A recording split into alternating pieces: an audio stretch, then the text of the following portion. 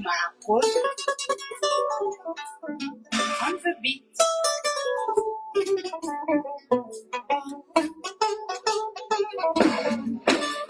Nyomata, sigo nyomata. Shego maruke ita inogo mata. Nyomata, sigo nyomata. Shego maruke ita inogo mata. Nyomata, inogo mata. Shego maruke ita inogo mata.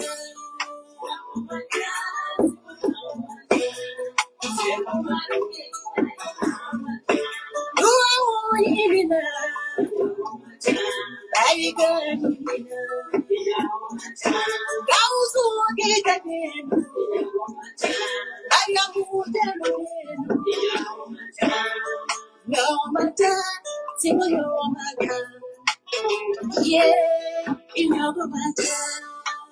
Oh, Irina.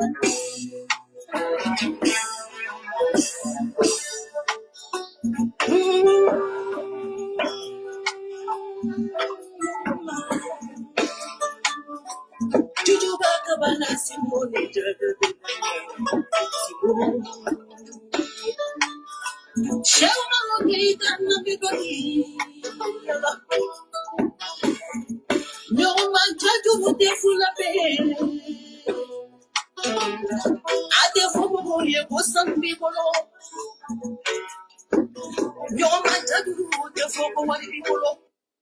Salam alaikum rahmatullah ta'ala wa barakatuh.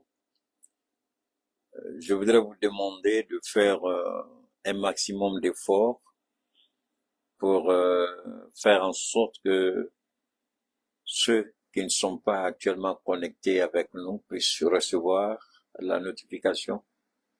Vous avez vu, on n'a même pas encore commencé, qu'ils ont déjà commencé à serrer parce que les logiciels qui mettent pour restreindre notre visibilité, il y a des mots-clés. Une fois que ces mots-clés apparaissent dans ces logiciels-là, automatiquement, cela réduit considérablement votre visibilité. Donc, quand vous parlez de États-Unis, Union européenne, France, vous commencez à citer, tout de suite le logiciel sait qu'il doit vous restreindre. Donc, je vous en prie, faites en sorte que ceux qui ne sont pas connectés avec nous puissent recevoir la notification. Vous savez ce que vous devez faire.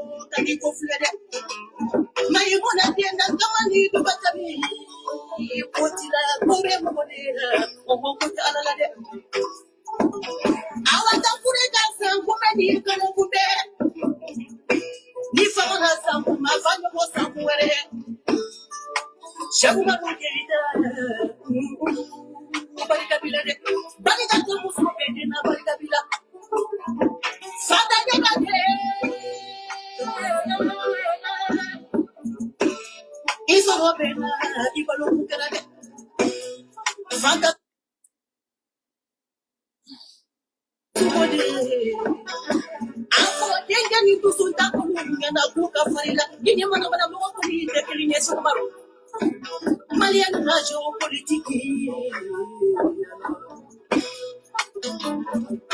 Ali jasana bini bani no magala ni wala kadi. Dari makamate kala wali sipo. Merci à toi, Awa.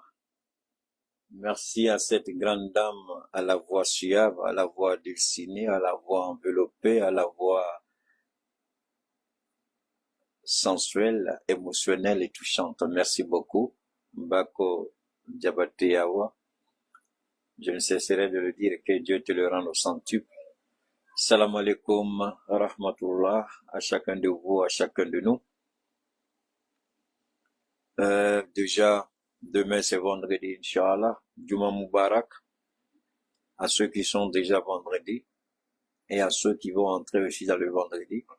Cela dépend des fuseaux horaires, cela dépend des différents lieux de localisation. Merci à chacun et à chacune pour votre fidélité, la promptitude avec laquelle vous êtes connectés lorsque Cheikh Oumar Keïta est en direct. Merci et que je ne sois jamais un ingrat, un hypocrite à votre endroit. Merci infiniment. Alors, je le disais tout à l'heure, ils vont nous serrer beaucoup parce que le sujet qu'on va développer, déjà, ils ont eu une idée, c'est pourquoi le logiciel commence à nous restreindre. Vous avez vu ce que je vous ai dit, regardez le chiffre sur votre écran.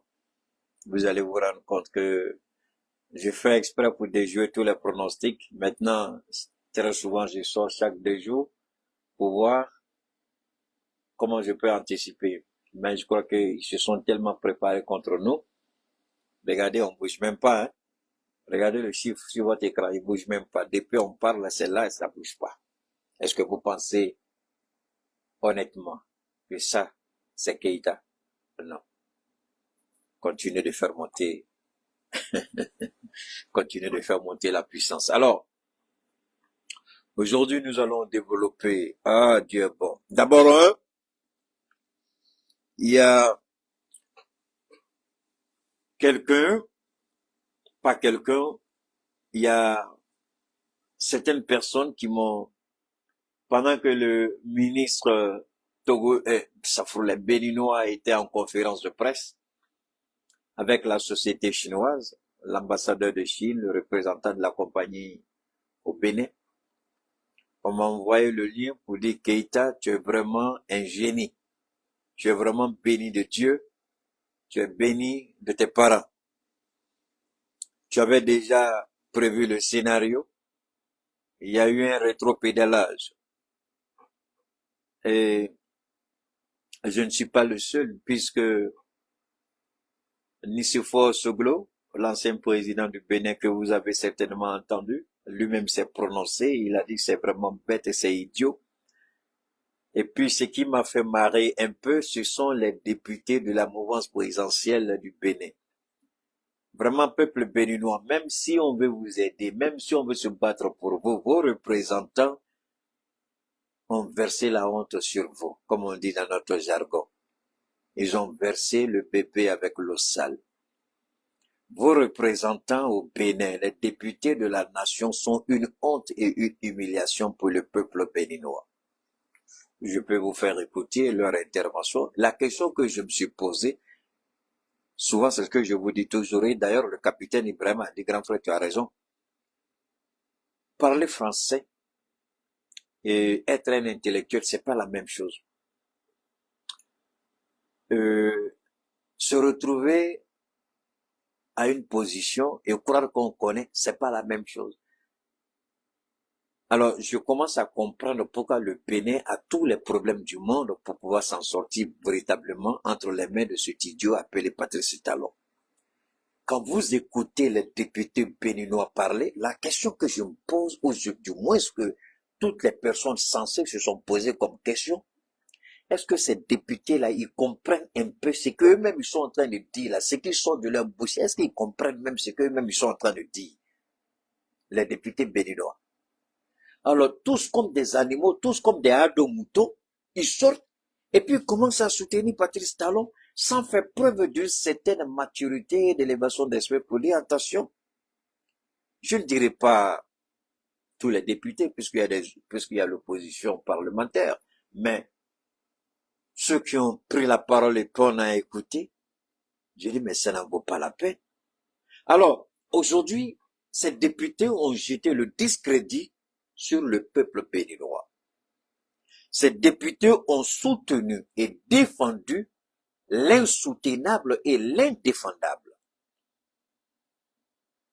Nicéphore Soglo, grand banquier, économiste, il a parlé. Mais ce n'est pas tout. Je vous ai dit ici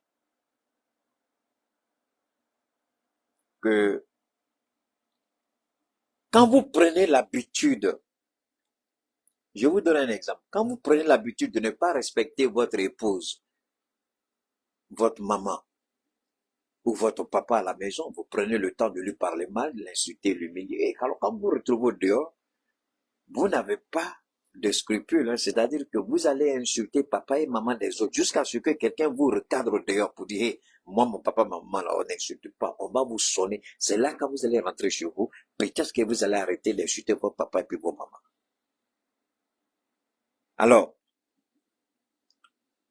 quand Patrice Talon a pris plaisir à violer les tests, alors je le vois, ce petit président pervers intellectuellement, égaré moralement, discrédité psychologiquement, qui est la honte même de l'éthique présidentielle. Il a pris plaisir avec la CEDEAO à violer tous les tests.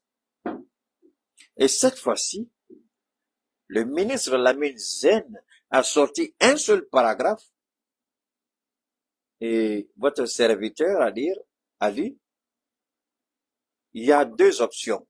Soit les Chinois vont leur demander de respecter les tests qu'ils ont écrits, ou il y aura,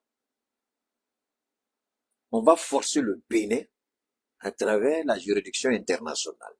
Et je vous ai dit, quand Alassane Ouattara faisait ses bêtises sur le Diawara, l'opérateur économique, enfin, je crois qu'il est malien d'origine, hein, mais il est congolais, hein, du fait que ses parents, je crois, se soient installés ou lui-même, peu importe. Donc, quand la justice ivoirienne a manigancé, manipulé, pour lui donner tort à tous les niveaux, il a saisi une autre forme de justice. Il a eu raison. Ce qui a jeté un sérieux discrédit sur la justice ivoirienne. Ouattara s'est gonflé, il a fait sa petite chose là, son petit cinéma. La première saisie, ça s'est passé au Mali. Alors Assimi Goïta, comme c'est un Malien, Assimi est malien, il a dit, mon frère, tu connais déjà la tension palpable entre la Côte d'Ivoire et le Mali. Il faudrait pas que l'action que tu as menée en justice, et tu as eu raison, tu es dans ton droit, mais fais effort sur toi-même et comprends la situation du Mali. On ne voudrait pas que ta situation vienne jeter l'huile sur le feu. Donc, au niveau d'Assimi Goïta, il y a eu beaucoup d'interventions et l'avion Air Ivoire qui avait été saisi au Mali a été libéré. Vous avez vu les Ivoiriens, ils ont fait leur grande gueule sur le plateau de télé. Assimi a dit, tu peux saisir partout, mais pardon, le Mali là, pour éviter. Ce n'est pas que nous avons peur, mais nous voulons préserver quelque chose. Nous voulons éviter quelque chose. Et Diawara, il a très bien compris. Il a mis balle à terre. Il s'est calmé. Il n'a pas retiré sa plainte. Pas du tout. Il a laissé l'avion Air Ivoire partir. Alassane Ouattara a commencé à faire la grande gueule. Un de ses ministres est monté. Ils ont dit, d'accord, Air Ivoire la voit partout. Non, on n'est pas pressé. Maintenant, comme il est originaire du Congo, il s'est assis. Le jour qu'Air Ivoire arrive au Congo, il dit, bam, la justice a mis la main dessus. Ouattara, tu payes ou tu payes pas? Cette fois-ci, l'avion a été véritablement immobilisé, avec tous les recours en droit et en justice internationale. L'avion a été saisi. Ou Ouattara paye, ou l'avion sera vendu, rembourser l'argent du gars, et puis le reste de l'argent est donné à la Côte d'Ivoire. Ce serait une humiliation sans précédent. Il est passé Ouattara par tous les moyens. Le président congolais a dit qu'il ne peut pas intervenir dedans puisque c'est une affaire entre un opérateur économique. Il ne peut pas encourager certaines choses parce que, vous savez, quand vous voulez, en matière de justice, si vous ne faites pas attention en prenant certaines positions, c'est un mauvais signal que vous envoyez aux autres opérateurs économiques. Donc, le Congo ne voulait pas prendre le risque de créer la peur chez les opérateurs économiques qui seraient tentés de venir investir au Congo. Ils ont dit non, il faut que la justice fasse son travail. Et il y a eu des négociations intenses jusqu'à ce que l'État de Côte d'Ivoire s'engage par écrit avec un numéro de compte bancaire. C'est là que l'affaire s'est calmée. Ils ont laissé l'avion, ils ont commencé à payer l'argent du gars. Alors,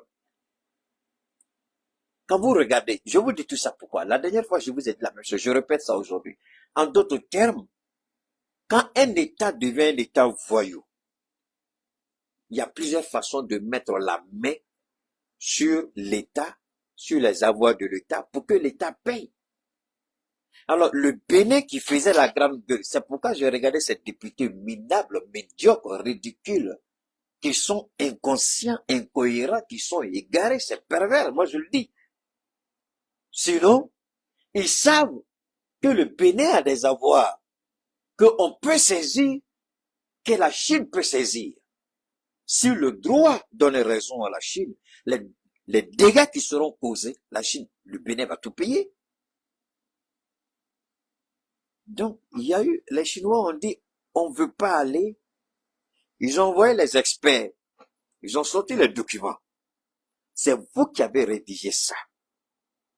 Nous, le Niger, c'est pourquoi depuis le début, je vous ai dit, le Niger s'est porté garant. Mais dans l'interprétation de l'attitude de Patrice Talon, on a voulu faire croire que c'est le Niger à qui on veut faire porter le chapeau. J'ai dit, mais attendez, moi je ne sais pas, et excusez-moi du peu, mais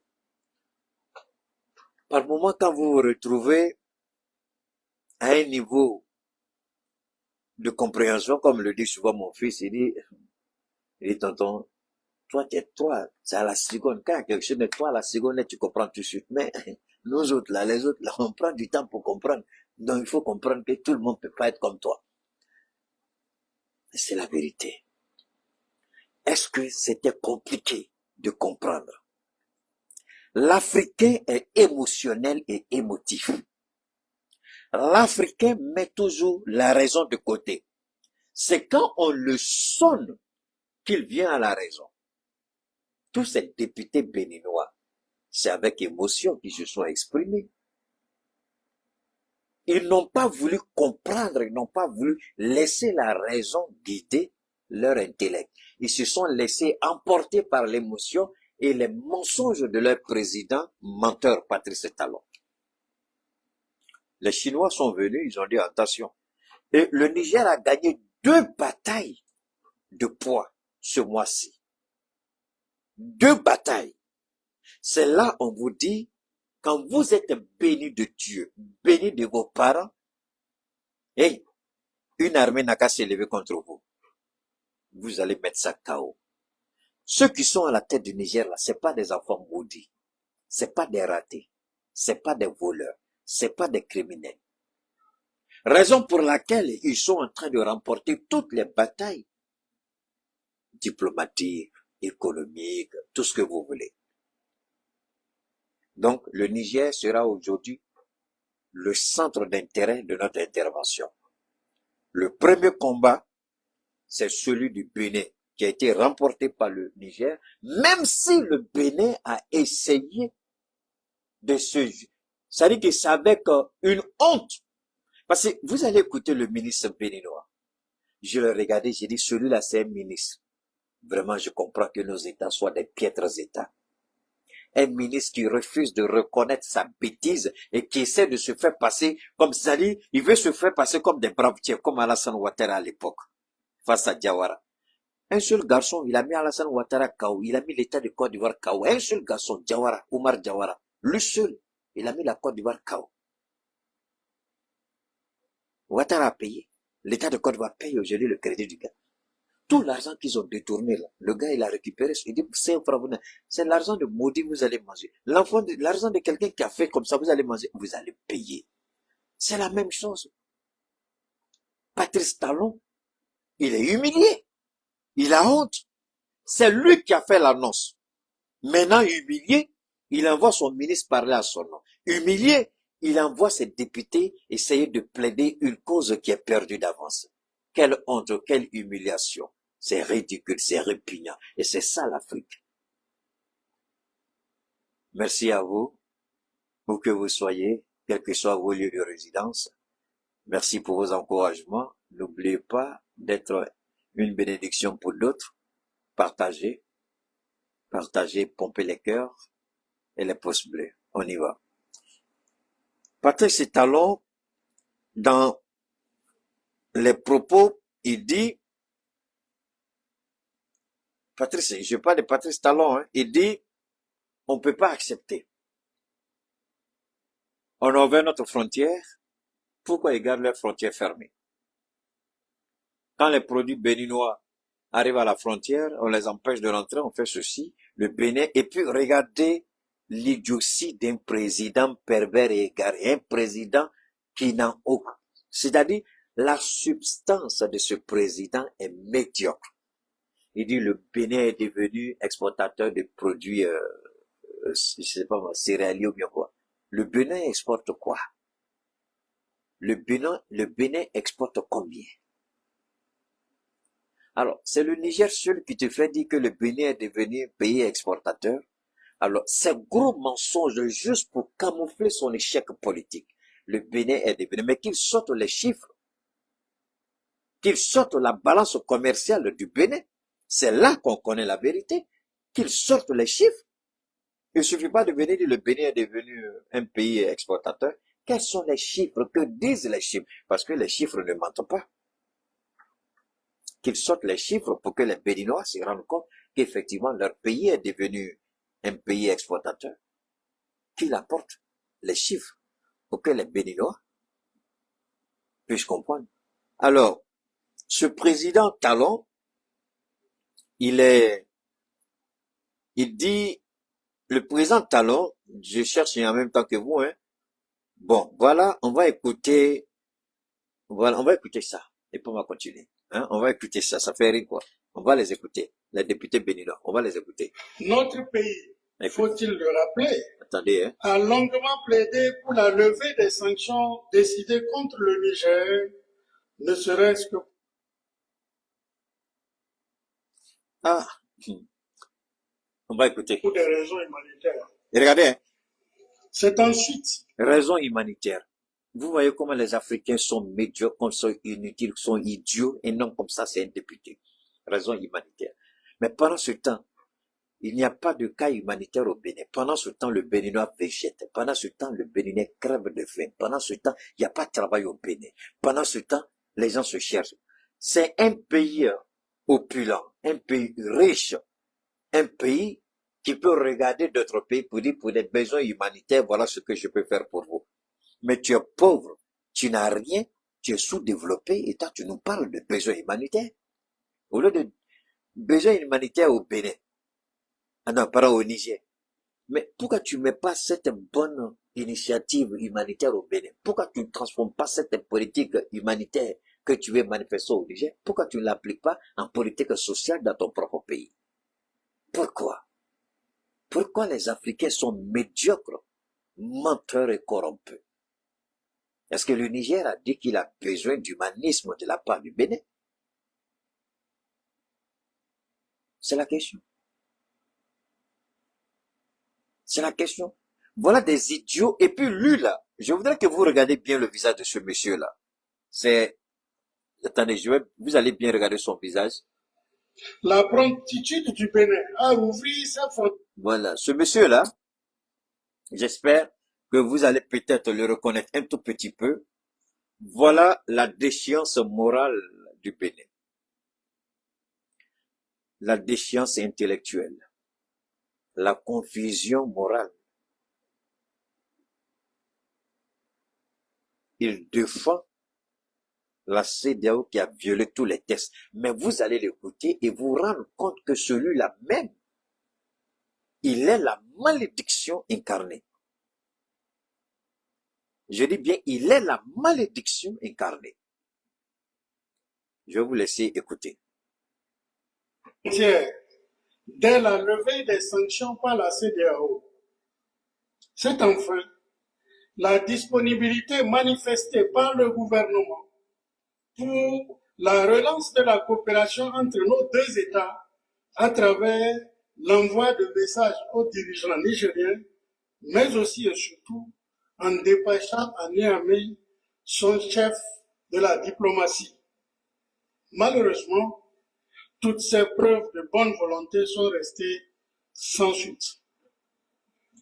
À cette étape, il nous paraît essentiel de rappeler que le Bénin, à l'origine de la crise, n'avait procédé à la fermeture de sa frontière qu'en vertu des décisions de la CEDEAO prises sur la base du traité, des protocoles et conventions ratifiés par... Est-ce que, attendez, vous avez écouté ce qu'il a dit?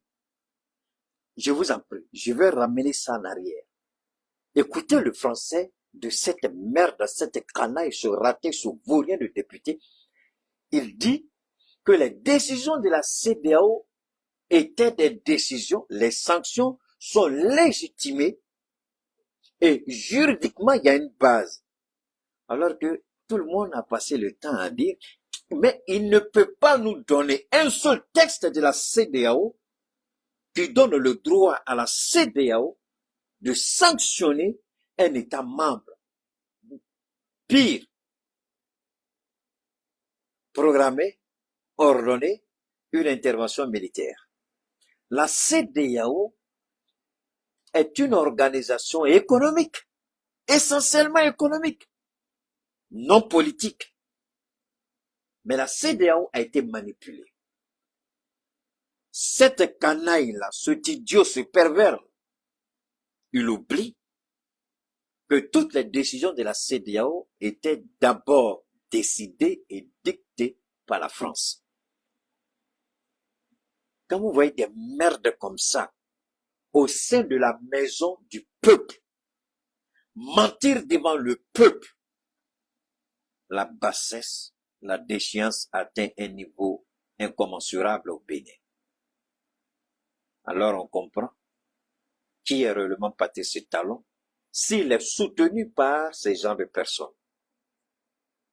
Quels sont les tests de la CEDEAO qui ordonnent, qui décident, qui prévoient de telles sanctions? Quand la décision a été prise à Abuja, des bateaux qui avaient déjà accosté au port du Bénin, à Cotonou, étaient en plein déchargement. Des camions avaient été déjà remorqués de conteneurs. Direction Niamey.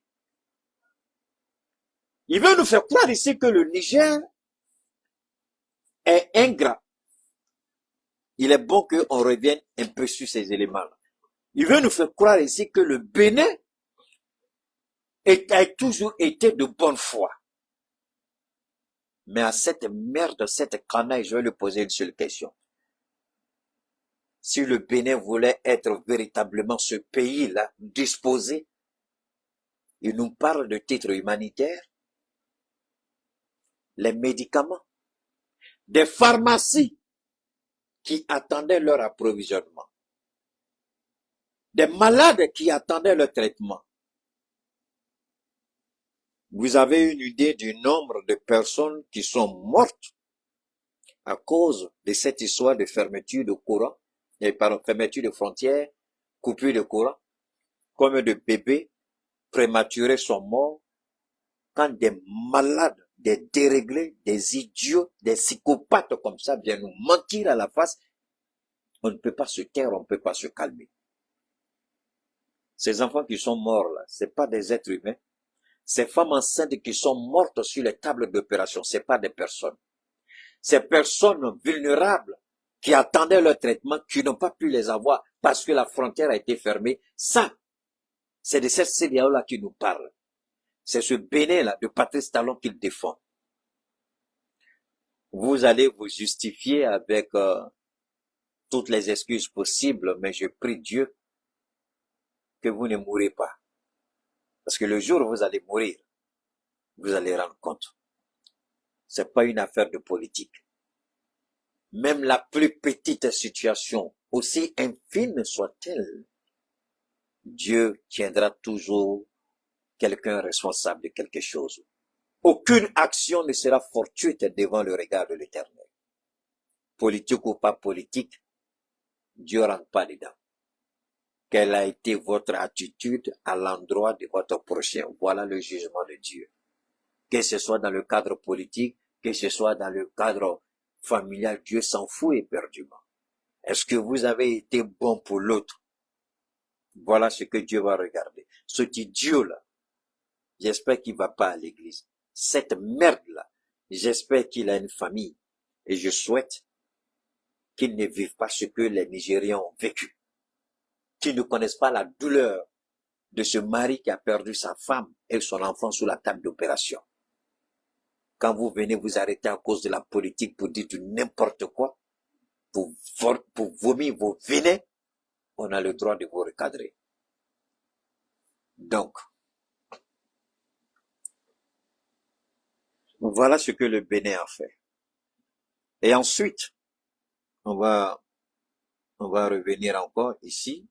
On va revenir, je n'ai pas fini, on va revenir ici. Ce sont les mêmes. Et ce n'est pas fini. Je vais vous amener à écouter encore une autre merde. Écoutez. Et on retrouve tout de suite notre correspondant dans la région, Serge Daniel. Bonsoir. Alors Serge, depuis le coup d'État, on le sait, depuis le coup d'État au Niger, les tensions diplomatiques sont palpables entre les deux pays. Est-ce qu'aujourd'hui, on peut parler d'une crise ouverte?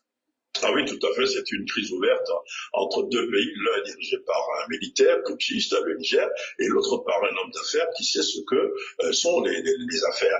Alors tout a commencé. Alors, quand vous regardez cette merde, cette canaille se rater, se dévergonder de Serge Daniel, l'autre est un homme d'affaires qui sait ce que c'est que les affaires. Alors moi, je voudrais bien qu'il aille écouter les propos de Nicéphore Soglo, qui a recadré Patrice Talon. Un homme d'affaires ne prendrait jamais une telle responsabilité, ne prendrait jamais un tel risque. Ça, c'est quel homme d'affaires? Un homme d'affaires qui est en train d'affamer son peuple. Alors, c'est ce genre de journaliste-là. Voilà celui-là même qui traînait dans nos palais, ici. Il a fallu l'ère Assimi Goïta pour chasser cette merde-là de nos palais présidentiels. Ce idiot avec l'accès libre à nos palais. Un menteur, un corrompu et un vendu. Patrice Talon, c'est un homme d'affaires? En fait, après le coup d'État de juillet 2023 au Niger, la jeune Nigérienne n'a jamais accepté le fait que le Bénin fasse partie des pays qui souhaitaient l'intervention militaire prônée par la CEDEAO. Voilà un valet de l'Occident qui dit une vérité et en même temps qui conteste la parole. Je sais que le direct est attaqué. Il vous appartient de faire en sorte que moi, je fais ce que j'ai à faire. Vous faites ce que vous avez à faire, c'est-à-dire sécuriser le direct par tous les moyens. Il dit que le Bénin n'a jamais accepté le fait que, le Niger n'a jamais accepté le fait que le Bénin soit parmi les pays qui veulent une intervention militaire. Mais quand vous avez écouté cette canaille, cette merde de député béninois, il n'a jamais parlé de l'intervention voulue, orchestrée, ordonnée par le Bénin. Mais voilà, Serge Daniel qui vient parler de ça ici. Mais pourtant, quand vous écoutez les députés béninois, vous avez l'impression que Patrice Talon, c'est l'ange qui a été envoyé par Dieu lui-même pour sauver le peuple du Niger. Ça, c'est pas moi, c'est Serge Daniel, vous l'avez écouté. Mais je pense que Serge Daniel, c'est un menteur parce que le Bénin n'en veut pas, le Niger n'en veut pas au Bénin parce que le Bénin voulait intervenir. D'ailleurs, le général a répondu à la CEDEAO. Si vous voulez attaquer le Niger, ce ne sera pas une promenade de santé. Donc tous les pays étaient directement interpellés. Et le Mali et le Burkina avaient décidé d'apporter main forte au Niger en cas d'agression sur le Niger par la CEDEAO. Donc, en réalité, il ment ici, Serge Daniel. Le Niger n'a jamais... Ce que le Niger, par contre, n'a jamais accepté, c'est le fait que le Bénin ait amassé des troupes à sa frontière. Ça, il n'a pas accepté. Déclarer vouloir attaquer un pays, c'est une chose. Amasser des troupes à la frontière de ce pays, c'est autre chose. Donc le Bénin était prêt puisque le Bénin avait reçu armes et munitions de la part de la France. Tous les pays contributeurs de troupes avaient été dotés en armes et munitions, plus soutien financier par la France. Tous les pays. La Côte d'Ivoire, le Sénégal, le Ghana, le Bénin, et je crois que la Guinée-Bissau aussi de Oumarou était dedans. Tous ces États, ils sont tous passés prendre leur caisse d'argent, les chefs d'état-major sont passés prendre leur valise d'argent à Abidjan. C'est Alassane Ouattara qui était le coordinateur. Ça là, on n'a pas besoin de mentir, les preuves ont été sorties, on a vu tout. C'est que le Niger n'a jamais accepté, c'est le fait que le Niger, c'est le fait que le Bénin ait amassé des soldats à sa frontière. C'est ça, une réalité. Ok, ça c'est un premier point. Je voudrais que vous gardez ça en tête, parce que, et puis on va revenir encore ici. On revient maintenant, on va revenir en arrière, ici. On va revenir ici maintenant. C'est, ici. Ah, on va revenir ici, c'est pas précis, hein. Écoutez ceci. Vous allez écouter ça encore. On va revenir encore. Écoutez Nous ça. avons donné également Qui parle? notre approbation pour les formalités de mise en œuvre du pipeline qui conduit le pétrole nigérien au Bénin. Et pour être chargé sur la... Vous voyez toujours, moi, j'ai un problème sérieux avec les politiciens manipulateurs. Ce monsieur-là, ce président-là, c'est le plus grand président manipulateur et corrompu de l'Afrique de l'Ouest. C'est un corrompu, un vendu et un manipulateur. Ce qu'il dit ici, je vous en prie, n'écoutez pas Keïta, ne croyez pas en Keïta. Ce qu'il dit ici, il fait de la manipulation. C'est pas vrai. On va réécouter ce qu'il dit. Nous avons donné également notre approbation pour les formalités de mise en œuvre du pipeline qui conduit le pétrole nigérien au Bénin. Et pour être chargé sur la plateforme de Sémé au... D'accord. Là où moi je vais épingler cette merde, cette canaille de président de menteur là. Vous avez bien écouté, hein? Nous avons donné notre approbation, la formalité, le pétrole nigérien pour être, le pétrole nigérien pour qu'il vienne au Bénin et peut être chargé au port de Bénin. C'est ça qu'il dit, hein. Mais alors, moi, je vous pose une seule question. Pourquoi à la conférence de presse avec le ministre béninois, c'est l'ambassadeur de Chine au Bénin et le représentant de la société chinoise, c'est avec eux là qu'ils ont fait leur conférence de presse. C'est avec eux qu'ils ont fait les négociations. Où était alors la partie nigérienne? Puisqu'on prétend que c'est le pétrole nigérien, c'est le Niger. Je vous ai toujours dit, une fois que la goutte tombe dans le tuyau, ce n'est plus pour le Niger. La goutte qui tombe est déjà facturée. On peut détester Keïta, on peut haïr Keïta. J'ai dit, il y a des domaines sur lesquels ne vous hasardez pas avec moi, sinon vous allez laisser votre plume. Je vous ai dit ici, et ça ne regarde pas le Niger. Le Niger s'est porté garant, puisque c'est le Niger qui vend. Et comme, pour faciliter les négociations entre États, le Niger a été impliqué. Mais en réalité, c'est la société chinoise. On dit même, on va mener ça sur le marché international. C'est faux, ça va pas sur le marché international. C'est embarqué au Bénin directement en Chine. Quel marché international? C'est en Chine, c'est traité, et puis les Chinois, ils vendent ça entre eux là. Ça va où? Ça va nulle part? Est-ce qu'on vous a montré un marché où c'est le marché du pétrole? On vous a montré ça? Même la Russie qui est première puissance pétrolière et gazière dans le monde devant l'Arabie Saoudite et tout là. Vous avez vu? La Russie, tu viens acheter, là, le pétrole de la Russie, ça fait comment? le gaz et puis le pétrole, la Russie, c'est comment? C'est parce que les Allemands ont fait Nord Stream 1, Nord Stream 2. Ils sont allés là où se trouve la source du gaz là. Ils ont mis leur chose là-bas, leur gazoduc là-bas, jusqu'en Allemagne. Quand l'Angleterre et puis l'Ukraine, ils ont fait sauter Nord Stream 2, Poutine a dit quoi? C'est pas mon problème. Nous, on n'a pas construit. Et même le pipeline là, le Bénin n'a pas mis, et j'ai dit ça pour le Niger n'a même pas mis un centime dedans. Parce que cette histoire de pétrole là, c'est comme ça que ça se fait dans le monde. Je vais vous donner un autre exemple. Comment on appelle ça?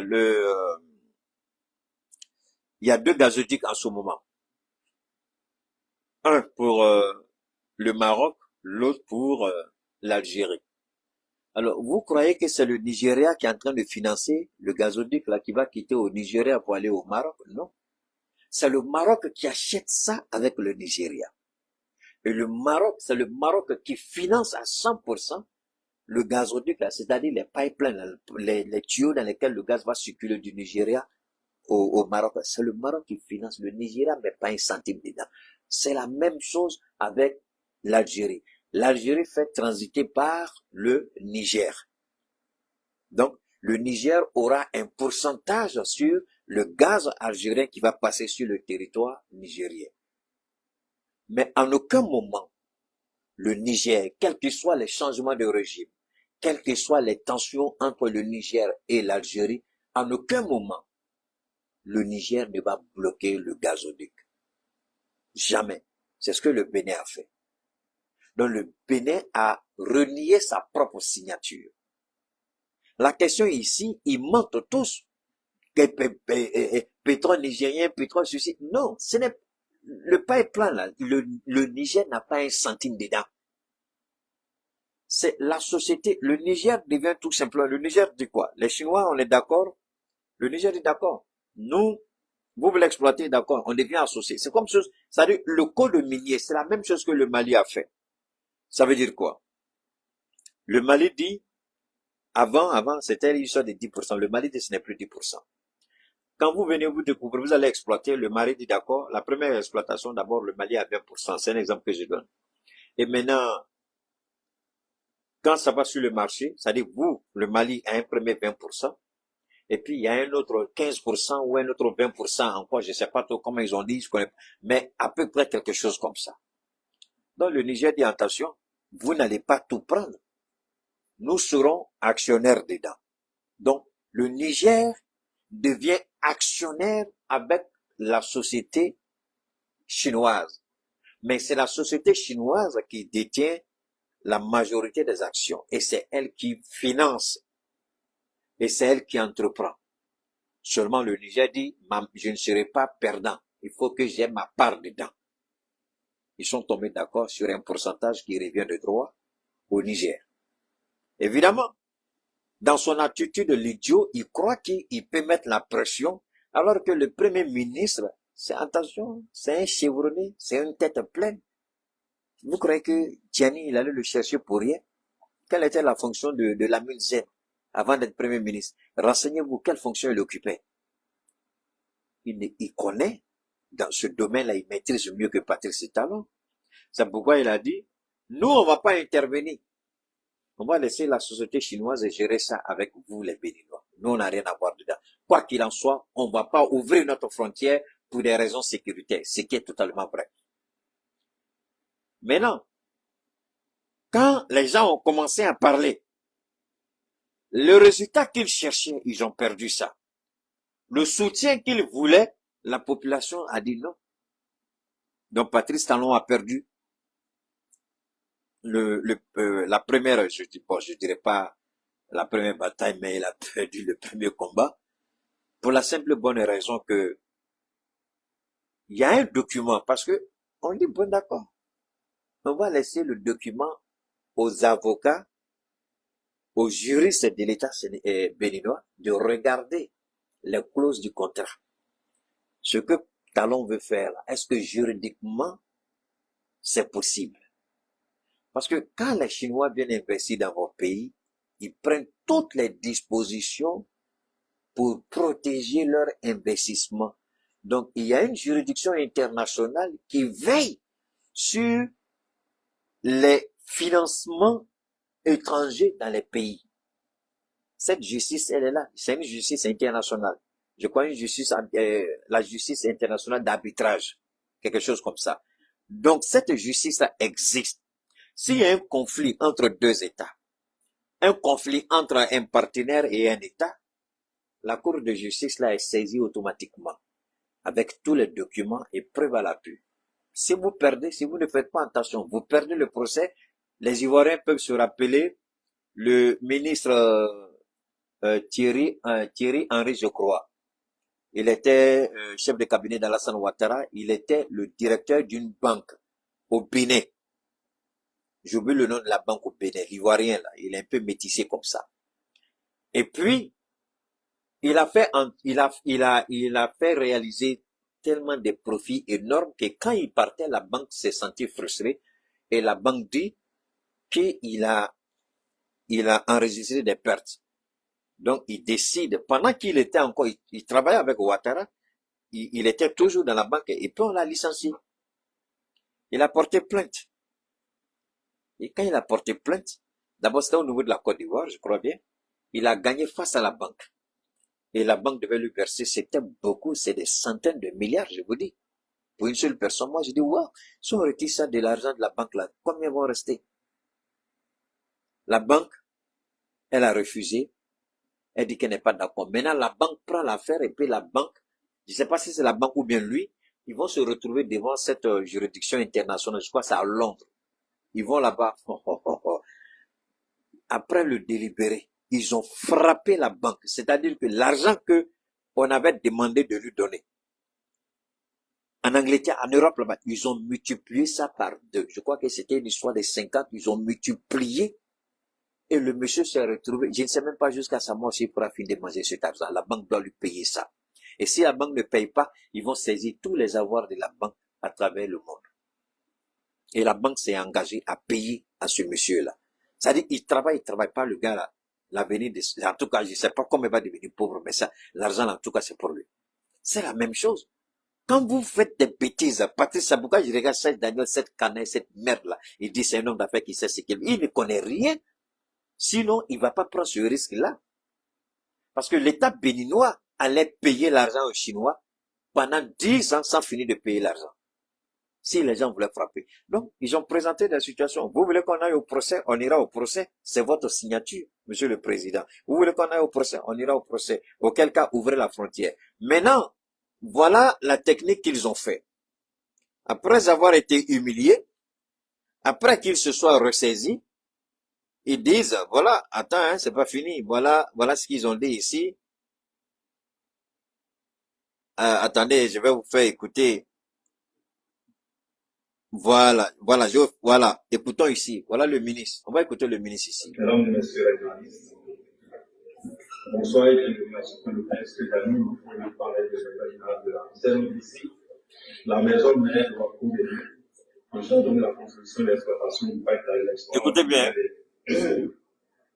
Mesdames et messieurs, dans le cadre de ce projet ENL, on signe un accord appelé accord bilatéral. Il fixe les conditions générales qui présideront à la construction et à l'exploitation du pipeline sur les territoires du Niger et du Bénin. Regardez bien. Qui est à côté du ministre là? Regardez-vous. Regardez-moi. Je mets ça proche de vous. Qui est à côté du ministre? C'est un Nigérien ou c'est un Chinois? Regardez bien. À côté du ministre béninois là, c'est qui? C'est un Chinois. C'est pas un Nigérien, c'est un Chinois. Maintenant, c'est ce que je vous ai expliqué tout à l'heure. On risque de me répéter. Le Niger, c'est porté garant. Et c'est le Niger d'État à État pour faciliter les choses. C'est ce qui s'est passé. L'Allemagne et la Russie, ça a été la même chose. État à État. Mais c'est une société allemande qui a financé ça. C'est la même chose. C'est la même chose. Maintenant, selon les dispositions de l'article 3.1 de l'accord bilatéral, le droit de transit du pétrole en provenance du territoire nigérien sur le territoire béninois est octroyé à l'État du Niger et c'est en vertu de ce droit que tous les autres accords et instruments juridiques ont été mis en place. maintenant, il dit, c'est en vertu d'un accord que tous les éléments juridiques ont été mis. Donc, dans la mesure où il essaie ici de répondre au Premier ministre nigérien, Lamine Zen, qui a sorti un seul article. Et même lui, quand vous l'écoutez, vous vous rendez compte que son argument ou son argumentation, ça ne tient pas la route. Il veut faire croire que il y a un seul élément qui a permis ça. Et si c'était, mais attention, dans la rédaction des différentes clauses de ce contrat, il n'a jamais été dit que si il y a un contentieux politique, un contentieux sécuritaire, un contentieux diplomatique entre le Niger et le Bénin, que le Bénin se réserve le droit de suspendre l'exportation du pétrole sur son territoire. Cette disposition, cette clause n'existe pas dans le contrat. Donc tout ce qu'il va raconter, ce petit ministre-là, c'est un menteur, c'est un égaré, c'est un pervers. Je le dis, parce que pour moi, quand vous êtes un idiot, vous êtes un idiot. Il faut reconnaître la vérité. Dans un contrat, s'il n'est nullement signifié que au regard de telle ou telle attitude, telle ou telle disposition peuvent être prises. Mais si on dit au contraire que rien ne viendra perturber l'approvisionnement, l'exportation, et puis vous venez, et puis vous mettez un coup de frein, mais vous savez, il y a un problème. Parce que dans les clauses du contrat, nullement il n'a été dit que au regard des différends qui pourraient exister entre les deux États, le Bénin se réserve le droit. Et ça, ce n'est pas dans les clauses du contrat. Ça n'existe nulle part. Si cela existait, pour dire le Bénin se réserve le droit de suspendre l'exploitation du pétrole. En ce moment, la décision de Patrice Talon serait justifiée. Il peut alors bloquer l'exploitation du pétrole. Il n'y a rien, fouille à la banane, maté. Mais, quitte là. Tant que, je dis le quitter là. Tant que cela n'est pas fait, tant que cela n'est pas dit, tant que cela n'est pas inscrit, on ne peut pas, on ne doit pas, on ne peut même pas l'imaginer. Maintenant, si Patrice Talon veut le faire, quelles que soient les acrobaties juridiques, devant n'importe quelle juridiction internationale d'arbitrage, il sera condamné. Bon, ben, on essaie de nous attaquer. Hein? Vous avez vu, hein? On a essayé. Je vais remettre mon truc là. J'étais obligé de, voilà. Je nous ai balancé sur, j'ai essayé d'attaquer le dialogue. Alors donc, comme je le disais, on va clore avec ce chapitre-là. Donc, nulle part, Patrice Talon, quel que soit ce qu'il va dire, où il ira, il va perdre. Il ne peut pas gagner parce que le droit n'est pas avec lui. C'est le mensonge. Nulle part, je le dis, nulle part, dans une clause d'un contrat, il y a toujours des dispositions qui permettent de prendre des décisions. Ça peut être un avenant, ça peut être une révision, ça peut être un amendement, mais tant que cela n'est pas fait et que c'est la forme initiale du contrat qui ne dit rien, et puis toi tu viens, parce que l'autre a fermé sa frontière, on s'en fout, c'est pas la même chose. L'autre dit je ne te fais pas confiance, c'est une question sécuritaire. Le pétrole qui passe là, est-ce que c'est l'homme qui prend pour entrer? Non, ça passe par le tuyau. Est-ce que c'est l'homme qui est dans le tuyau? Ça coule sur le poêlé, non? Il n'y a pas l'homme dedans. Il dit non. Et puis ils ont été clairs, on ne va pas ouvrir notre frontière. Maintenant, le ministre, pour laver la honte du visage de Patrice Talon, c'est temporaire, c'est ceci, c'est cela. Mon ami, temporaire ou pas temporaire, nous on s'en fout. Si vous voulez fermer, vous allez vous retrouver devant la juridiction, vous allez dégager, vous allez parler. Les Chinois ne peuvent pas nous amener à ouvrir notre frontière. On a été clair dessus. Il s'agit d'une question de survie, une question de sécurité nationale. Les Chinois ne peuvent pas nous forcer. Ça, ce sera de l'ingérence dans les affaires intérieures du Niger. Et on ne permettra pas à la Chine de venir nous dire d'ouvrir notre frontière avec le Bénin. La Chine n'a pas mandat pour cela. La Chine est un client, ça s'arrête là. Alors cela nous permet d'ouvrir la deuxième partie de notre intervention sur comment le Niger a humilié les États-Unis à tel point que les Américains, humiliés, tente de se justifier. Je vous ai dit que l'ordre nouveau, je vous ai dit que le Sahel va donner une nouvelle orientation au monde. La géopolitique, ça se dessine dans le Sahel et c'est une toile d'araignée qui va s'étendre au reste du monde. Comment un petit pays pauvre, enclavé, désertique comme le Niger peut humilier la première puissance, soi-disant, économique et militaire au monde? Comment un petit pays peut humilier les États-Unis? Ah oui, je vous l'ai dit, les États-Unis ont été humiliés. Ils ont essayé de se justifier.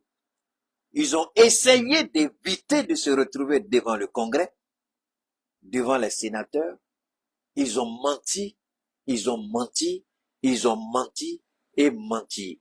Je vous l'ai dit, ici c'est un ordre nouveau. Ici, c'est le Sahel. Et le Sahel, on ne permettra pas.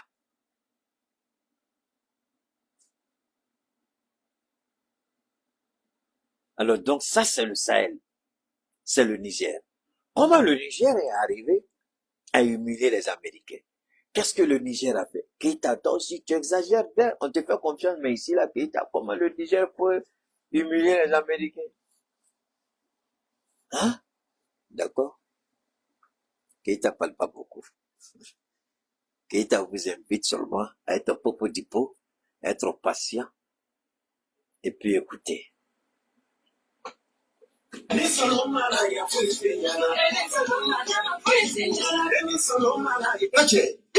Ça, c'est mon Damsa. kone ne ka musokɔrɔba de filɛ ne ka surun ne laburu sɔgɔmada la ko fo ne ka taa fura de ɲini ka d'a ma fura in tɔgɔ ko damisa ne yɛrɛ t'a dɔn damisa in bɛ sɔrɔ fan o fan. Kɔrɔkɛ a kan bɛ sɛnɛ fɔkɛ ka fura de ma mun bɛ feere Nura FM na. Kɔmuso tiɲɛ don fura in ka ɲi kosɛbɛ fura in tɔgɔ de ko damisa kabini ne ye fura in sɔrɔ waati min na n lafiyara ne dɔ banna dɔrɔn n bɛ taa dɔ ta k'a daminɛ mɔgɔ joli sira bɛɛ lajɛlen fura in bɛ boli a bɛɛ lajɛlen na. Mɔgɔ bɛ filɛ i niyɔrɔ dumuni ma nka i niyɔrɔ kuma e ti fili o ma ne yɛrɛ de ye sinafɔkɛ ye a ye fɛn o fɛn fɔ fura in na a bɛ fɛn kɛ min ka jugu ni nin bɛɛ ye n ko don dɔ la ne dɔnbaga dɔ y'a terimuso su ka kɛ ne ka fura in kan k'a k'a san musokɔrɔba ko ale dan t'a denmuso ka kɔnɔdimi in ban cogo la tuguni nka a dara la don kelen a ye bidɔn kelen san o kɔfɛ a nana bidɔn 5 de san sisan ne n'o kɛra teri ye k'a sababu kɛ ala ni den in furakɛli kama ala barika la bi ne y'a ye jamana ɲɛmɔgɔ sera ka papiye ta k'a di an ma n'an ka ma ko carte professionnelle o ti kɛ gansan ni ko ma kɛ ko ti dɔn fura in bana mana k'i farikolo fan o fan fɛ a bɛ don k'a sama ka bɔ farikolo la pewu k'i lafiya k'a kɛ i n'a fɔ i bolo cogo damisa fura lakika don o kɔfɛ an ye sɛgɛsɛgɛli kɛ fura wɛrɛw la kɛrɛnkɛrɛnnenya i n'a fɔ jabɛti ani tansiyɔn ka an tɛgɛ da a bana kisɛ yɛrɛ kan walasa an ka se ka mɔgɔw nafa ni a ye k'o fara damisa ko in kan ni ala sɔnna ma an ka se ka mɔgɔw bɔ u ka degun kɔnɔ. Kone ne ko anw ma mun yɔrɔ ka ja sinafɔkɛ a ka telefɔni nimoro bɛ sɔrɔ. Min ye n balimakɛ a ka nɛgɛjuru sira o bɛ sɔrɔ o tɛ dɔwɛrɛ ye i mago b'a la a mana kɛ mun ye furako in ye fo ka taa se mago wɛrɛ ma i bɛ se ka sinafɔkɛ k'a yɛrɛ wele 75 01 63 95 walima 66 11 78 49 n'o ka gɛlɛn maa min ma i bɛ se k'i senfa biribiri ka taa mun ye Janginɛbugu bɔlɔnfantɛrɛn yɛrɛ kɛrɛfɛla la ye i mana sinafɔkɛ ɲininkali kɛ maa o maa la bɛɛ lajɛlen b'a yɔrɔ yira la. Alors, c'est notre espace Damsa.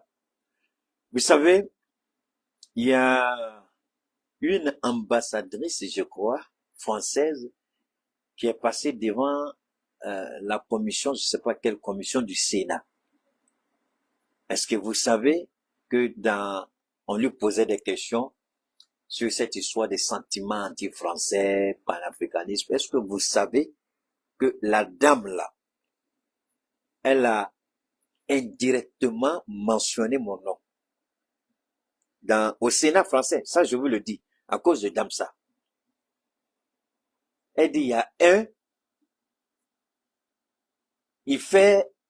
il est dans panafricanisme, et puis après, ils vend les produits pour lutter contre le cancer, tout ça. Elle allait dire mon nom là-bas, devant le Sénat français. J'ai ri jusqu'à j'ai dit, c'est pas vrai. Il dit, Keïta, Dieu t'a mené loin, jusque chez les petits blancs là-bas. Donc, madame, je sais que tu regardes mon intervention. Merci de faire ma publicité. S'il y a des sénateurs qui sont malades, sénateurs français, si vous avez le cancer, il n'y a pas de problème. Je vous donne mon numéro. Si vous avez coco, hémorroïdes, interne, externe, je vous en prie. prenez mon numéro. Si vous avez l'hépatite B, si vous avez le VIH-Sida, contactez-moi.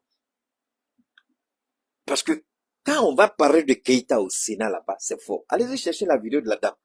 J'ai regardé jusqu'à j'ai oublié de vous faire écouter, tellement ça m'a fait rire. Elle dit, là, il est trop fort. Il parle de politique jusqu'à il peut après bien rentrer dans faire des médicaments. J'ai dit, tiens! Et puis elle a commencé à parler, j'ai dit, waouh, waouh, waouh, waouh, waouh. Donc, Damsa est arrivé loin, jusqu'en France là-bas, au sommet là-bas. Alors, ça c'est, je vous jure, hein, c'est pas un jeu, c'est la vérité. Et je crois que c'est quelqu'un même qui m'avait, je sais pas si c'est quelqu'un qui m'a envoyé la vidéo, mais vous pouvez aller regarder. Oui, c'est quelqu'un qui m'a envoyé la vidéo, je me rappelle. Vous pouvez aller regarder. La dame là même, j'oublie, elle est ambassadrice quelque part. C'est elle qui a été mandatée, je crois, pour revoir comment ils appellent ça, la communication de Quai d'Orsay, hein, de l'Élysée, de Matignon, tout ça, pour revoir leur communication en Afrique. Selon eux, bon, moi personnellement, dans son truc, c'est, il cite Kémy et puis Nathalie. Mais quand il s'agit de nous, et là, c'est avec subtilité qu'il parle, quoi. J'ai commencé à rire, j'ai dit, c'est pas vrai. Alors, parce qu'elle disait que Kémy Seba dit qu'il reconnaît qu'il a été payé par l'Iran, le Hezbollah, et puis après, elle est venue parler de Keïta, tout ça, son produit d'Amsa, j'ai dit, ça, tu n'as rien vu encore. Toi, vieille femme, là, si tu as besoin de produits, faut appeler Keïta, on t'aide avec. Alors, donc, évidemment, le Damsa, je vais vous donner un petit exemple. D'abord, je suis très heureux. Je suis un homme comblé parce que tous ceux aujourd'hui qui ont reçu nos produits, il faut rester modeste, mais je remercie Allah pour cela. Tous ceux-là aujourd'hui, les retours sont très, très, très, très positifs à tous les niveaux. Alors, ça, j'en suis fier et je remercie Dieu pour cela. Maintenant, il y a un cas un peu particulier, ça c'est une situation qui m'a été posée aujourd'hui. Je vais partager avec vous en espérant que peut-être il y a certaines personnes qui sont dans la même situation. On m'a fait croire qu'il y a une dame qui a subi une opération et que la plaie a du mal à se refermer, la plaie. Ils ont essayé tous les traitements possibles. La plaie n'arrive pas à se fermer, n'arrive pas à se cicatriser. La question que j'ai posée, est-ce que la personne n'est pas diabétique? On me dit non, la personne n'est pas diabétique. J'ai dit, bon, très souvent, les analyses ne montrent pas tout. Mais si vous voulez, on peut vous mettre sous traitement diabétique. La personne dit non, la personne n'est pas diabétique. Donc, ce que je voulais dire ici, c'est quoi? Souvent, vous pouvez venir avec des analyses qui ont été faites par des médecins, par des spécialistes par rapport à telle ou telle pathologie. Bon, moi, la plupart du temps, ce que je fais, c'est que quand je vous propose un traitement, je fais accompagner toujours le traitement par le 12. Pour être certain que même s'il y a quelque chose que vous ne dites pas, le 12 peut intervenir à tous les niveaux. Voilà, ce n'est pas forcément... bon, quelqu'un qui a une plaie qui ne guérit pas, vous n'êtes pas diabétique, c'est compliqué. Si c'est pas sorcellerie, c'est quoi? Il dit, bon, ben, c'est pas un souci. Dans tous les cas, on va faire une proposition. Et puis, on a une pommade. La pommade que nous avons, c'est une pommade pour traiter les infections et les plaies cutanées. OK?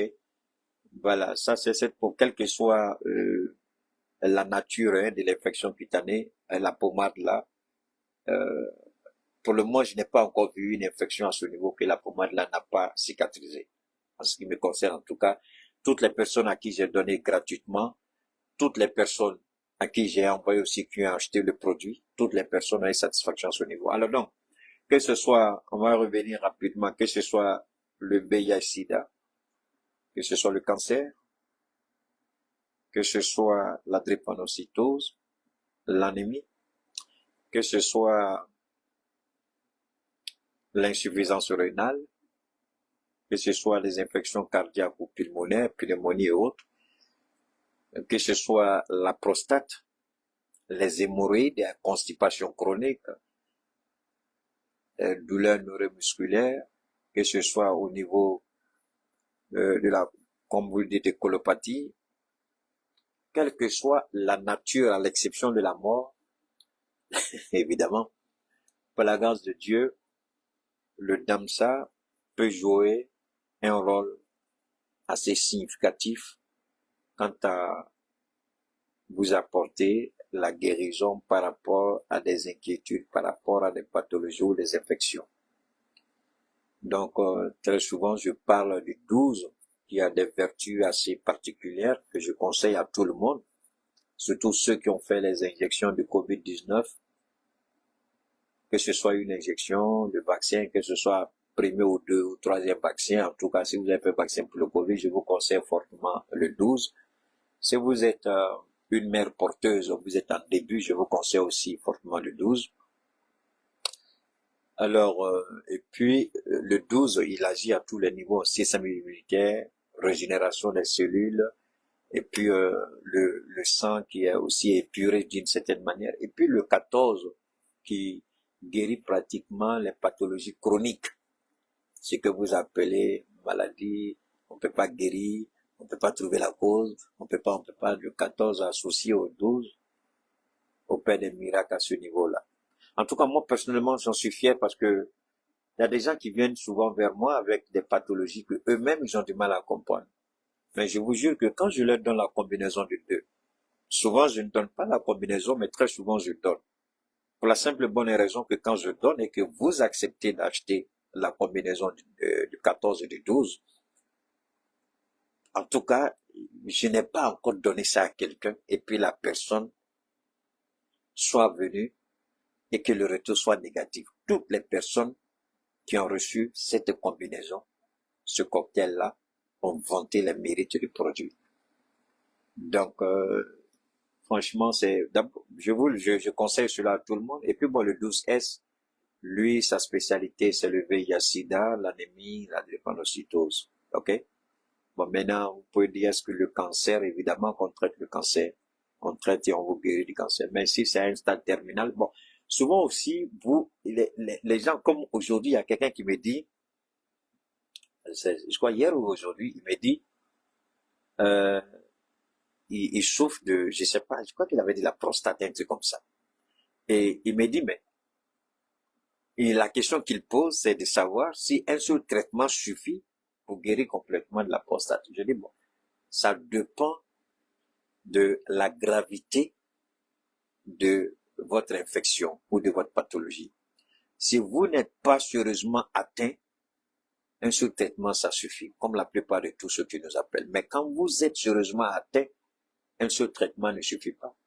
Parce que n'oubliez pas que l'organisme, il y a des organismes qui sont vraiment réfractaires, qui sont répulsifs, qui ne sont pas, même les médecins vous disent, hein, on va vous mettre sous observation, si votre corps accepte, il n'y a pas de problème. Les médecins disent ça tout le temps, donc pour nous c'est la même chose. Si le corps n'est pas répulsif, le traitement peut faire son effet dès le premier traitement et obtenir des résultats significatifs. Mais si le corps est répulsif, vous allez avoir un début d'amélioration, mais il va vous falloir un ou deux autres traitements, n'est-ce pas, pour avoir une satisfaction complète et totale.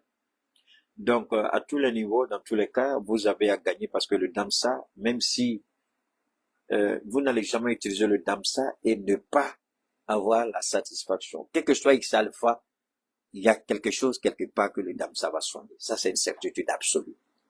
Donc, à ce niveau, je n'ai même pas d'appréhension. Donc, on vous invite vraiment à faire du DAMSA un compagnon, malade ou pas malade. Ayez le DAMSA avec vous. Même pour les enfants, Gaussou, il a commencé à aimer le DAMSA. Parce qu'il y a une façon de faire. Quand je prépare le DAMSA, je le prépare avec du thé. J'ai acheté beaucoup de thé avec différents parfums. Donc souvent, il me dit, ah, papa, ça sent bon. Il dit, oui, il faut boire. Et puis, il boit. Juste pour donner un parfum agréable, il boit. Donc, et depuis qu'il a commencé à boire le DAMSA, c'est fini. C'est un gars qui, à l'école, il venait chaque 2 jours, chaque 3 jours avec des rhumes, avec des toux. Mais depuis qu'il a commencé à boire le DAMSA, c'est fini tout ça. Parce que vous savez, les enfants, ils vont à l'école, ils s'amusent un peu. Hein, surtout, bon, c'est une école privée, ils sont là, il y a une grande cour. Donc, depuis qu'il a commencé à boire le DAMSA, c'est un rythme, je lui donne pas comme une grande personne, mais un tout petit peu. Depuis lors jusqu'à aujourd'hui, je l'observe quoi. Depuis la dernière fois qu'il a bu le DAMSA aujourd'hui, il n'a jamais été malade. Jamais. Et pas de Gaussou. Il va à l'école, il revient, il n'est jamais malade. Tout si tu le vois dormir, c'est qu'il est fatigué, même malade, et je remercie Dieu pour ça. Parce qu'il est venu, il a aimé, je lui ai donné. Donc, le Damsa, il est bon à tous les niveaux. En tout cas, moi, vous avez vu, il y a un moment où le rhume me fatiguait, vous avez dû constater cela. Mais est-ce que vous le voyez encore? Non. Parce que j'ai fait du Damsa un compagnon, tous les jours je bois. Et puis, bon Dieu merci, je me sens bien. Et il est bon aussi pour les hommes, hein, surtout pour la libido, c'est bon pour les hommes. Hein. Ça vous met en forme, ça vous met dans les conditions, ça vous donne la puissance optimale. En tout cas, les hommes. Si vous buvez le Damsa, madame va toujours vous réveiller le matin avec un petit sourire. Ok? Voilà. Alors, que ce soit le diabète, que ce soit la prostate, que ce soit le cancer, que ce soit l'hypertension, et bien d'autres pathologies, par la grâce de Dieu, on peut vous aider, Inch'Allah. Donc, on est toujours en promo. D'ailleurs, tous ceux qui ont passé leur commande, actuellement, j'ai plein de commandes à faire partir ce week-end-là. À un certain niveau de commande, j'envoie le dodo. Je le fais gratuit. Mais les gens veulent acheter. Bon, ceux qui veulent pas, je fais des commandes qui veulent acheter, c'est autre chose. Sinon, actuellement, le dodo, il est disponible. La plupart de tous ceux qui ont leur commande en attente, hein, quand vos commandes vont partir, certains vont avoir la surprise de voir le dodo comme bonus. Parce que j'ai écrit dessus votre bonus et merci pour la fidélité. Alors donc, pour dormir correctement, bien vous reposer, le 12, le dodo, l'anxiété, le stress,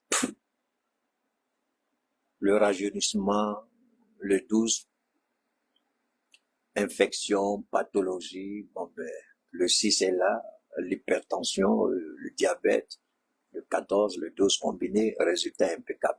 Donc faites-nous confiance, parce que c'est un risque énorme de prendre votre santé entre les mains, mais par la grâce de Dieu, jusqu'à la date d'aujourd'hui, on a eu satisfaction. Merci infiniment, que Dieu soit glorifié. Alors c'est le 223, en ce qui me concerne par rapport au bonus, par rapport à la promotion qui est toujours en cours avec Keita. C'est le 223 72 77 47 88. 223 72 77 47 88. Si vous êtes intéressé, vous nous faites signe avec des besoins précis. Ne soyez pas trop long, parce qu'il y a beaucoup de personnes. Souvent, quand je me réveille, puis je vois des vocaux qui sont longs, j'ai dit, il fait 7 minutes, 10 minutes. J'ai dit, mais quand j'ai fini d'écouter ça, là, si je peux faire pour les autres. Oui, mais tu vois, tu regardes, le gars écrit jusqu'à tu dis, tiens, mais la bande là, mais puis j'ai fait les autres. Mais par la grâce de Dieu, on arrive à comprendre ce que les gens disent. Soyez précis et bref. Je vous en prie, hein. Voilà ça, Keita, et puis je ferai le maximum pour vous répondre. Et puis soyez aussi indulgents. Souvent les gens disent on envoie, Keita tu réponds pas, mais pourtant Dieu seul sait que je me bats pour répondre à tous les messages. Dieu seul sait que je fais un effort. Je sais que c'est pas suffisant, mais soyez indulgents avec Keita, ok? Une dernière fois, c'est le 223 72 77 47 88. Que Dieu vous garde, que Dieu vous protège, que Dieu vous accorde la santé, la longévité, la prospérité, la richesse et la gloire. Merci infiniment, faites-nous confiance et par la suite, le Damsa fera le reste. 223 72 77 47 88. Merci infiniment. Évidemment, avant de terminer nos émissions, c'est pas maintenant notre émission, on va vous emmener avec le mouvement Biko, c'est pas maintenant, c'est ça pour la fin. Alors, les Américains, que s'est-il passé avec le Niger? Waouh. Les Américains, pourquoi c'est compliqué? Pourquoi c'est compliqué? Attendez, hein, parce que là, vous devez écouter ici. Il y a les Américains, ils ont tout mélangé. Les Américains, tout est nyami. Tout est nyami. Alors, on va écouter ça. Bonjour, je m'appelle Nathalie Yang. Si on vous demande où sont les hommes en Afrique, répondez qu'ils sont à Niamey, à Agadez, à Zinder, au Sahel. Le Niger vient de chasser l'armée américaine de son territoire. Wow. Cette annonce historique a été portée à la connaissance du public par notre ami, le colonel-major Abdraman Amadou, du Conseil national pour la sauvegarde de la patrie, le CNSP, dans un communiqué diffusé à la RTN. Écoutez bien. Tous ceux qui rampent, qui se couchent, qui se font dans leurs culottes parce qu'ils ont peur. Écoutez. Au vu de tout ce qui précède, le gouvernement du Niger prenant en compte les aspirations et les intérêts de son peuple, décide en toute responsabilité de dénoncer avec effet immédiat l'accord relatif au statut du personnel militaire des États-Unis et des employés civils du département américain de la défense des territoires de la République du Niger. Une correspondance diplomatique sera adressée à la partie américaine à cet effet, fait à Niamey le 16 mars 2024. Ok, c'est pas fini, hein? C'est pas fini. Ça, c'était le premier point. Deuxième point. On va écouter. On va écouter. Deuxième élément. Parce que c'est important. Samantha, bonsoir. Bonsoir à vous, Oleg. Alors, quelles sont ces pressions dont parle Ali Maman Lamine Zeyn, le Premier ministre? Parce que vous savez, les puissances occidentales, entre griffes, ont cette manie, cette habitude, cette fâcheuse manière de faire les choses. Ils se croient tellement supérieurs et meilleurs que nous, peuple noir, qu'ils se croient dotés d'une responsabilité divine de décider pour nous, de décider à notre place, de savoir ce qui est bien et ce qui n'est pas bien. C'est à eux de dire, voilà le dirigeant qu'il vous faut, voilà celui avec qui vous pouvez marcher, voilà celui avec qui vous pouvez commercer, voilà celui avec qui vous pouvez échanger. Mais pendant qu'ils nous disent non, non, non, eux-mêmes dans notre dos entretiennent des relations avec ces puissances. À la date d'aujourd'hui, vous savez que les Américains sont incapables de rompre toute collaboration avec la Russie quand il s'agit d'aller en haut, dans le ciel.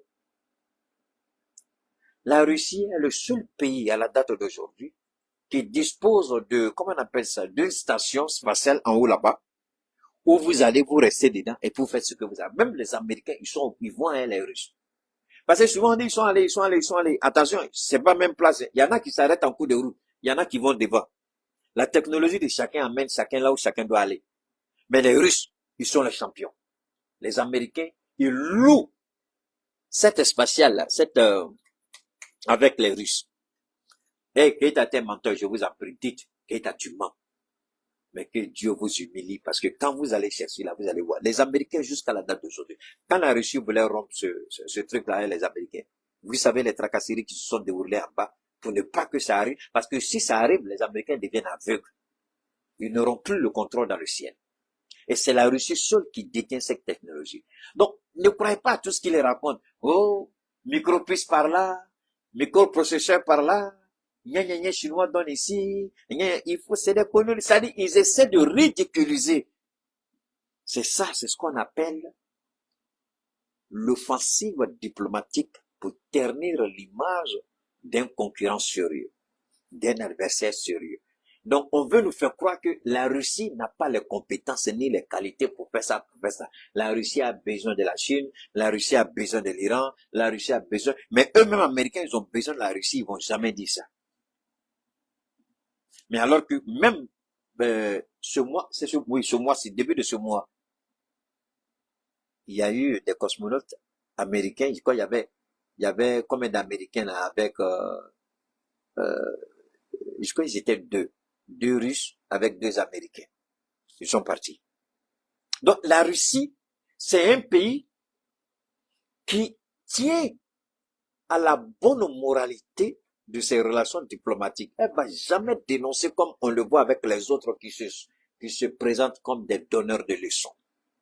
La Russie, il y a longtemps la Russie, mais maintenant, qu'est-ce qu'on nous dit? Ah, les Américains payent des centaines et des centaines de milliards de dollars, la Russie a besoin de cet argent. C'est ce que les Occidentaux disent. Mais vous croyez que la Russie a besoin de l'argent de quelqu'un aujourd'hui? Très souvent, moi je regarde, vous savez, ça aussi c'est une confidence que je vous fais, les Américains ont commencé à quitter, beaucoup d'Américains ont déjà commencé à aller s'installer en Russie. Beaucoup ont commencé à quitter les États-Unis à cause de la perversité morale, surtout ceux qui se disent qu'ils sont foncièrement rattachés aux valeurs familiales, aux valeurs chrétiennes. Beaucoup quittent les États-Unis aujourd'hui pour la Russie, qui est sûre pour eux, selon eux, par rapport à l'avenir de leurs enfants qui ne sera pas perverti par l'homosexualité galopante aux États-Unis. Donc, il y a plein qui vont aujourd'hui, qui sont en train de libre domicile en Russie. Mais ceux qui vont en Russie, là, ce sont des grosses têtes qui quittent les États-Unis pour aller s'installer en Russie. Donc, quand c'est comme ça, Poutine ne leur ferme pas la porte, Poutine les reçoit. Il y en a qui font, il y a plein qui sont actuellement en procédure de demande de nationalité russe. Mais comme le FSB aussi n'est pas, ils font attention à tous ceux qui arrivent, même s'ils sont de bonne foi, ils mènent leur enquête d'abord avant de vous octroyer la nationalité russe. Donc aujourd'hui, ces Américains, ils ont été chassés du Niger, mais humiliés, rabaissés, dénigrés, de par leur propre attitude, mais pas par le Niger. Les Américains, vous allez écouter Samantha tout à l'heure, je vais vous laisser totalement écouter cette dame, et vous allez voir jusqu'où les Américains peuvent aller pour essayer de polir leur image. Parce que le ministre a dit que le Sahel devient le point de départ d'un changement beaucoup plus global. Et le ministre Zen, ce monsieur-là, je n'ai jamais vu un politicien, à l'exception du capitaine, du général et puis du colonel Assimi, je n'ai pas vu un homme politique aussi charismatique avec un sang-froid impossible, Lamine Zen. Lamine Zen, il a le même caractère qu'Assimi Goïta. Même chose, c'est-à-dire, c'est quatre personnalités. Je ne dis pas que notre premier ministre ou le premier ministre Apollinaire, non, non, non. Je parle du charisme des hommes. Quand vous regardez comment Lamine parle, c'est comme ça qu'Assimi parle. Posé, serré, et puis droit dans leurs bottes. Le capitaine, c'est comme ça. Le général, c'est comme ça. Lamine, le colonel, ils sont tous, les quatre là, ils ont été moulés dans le même moule.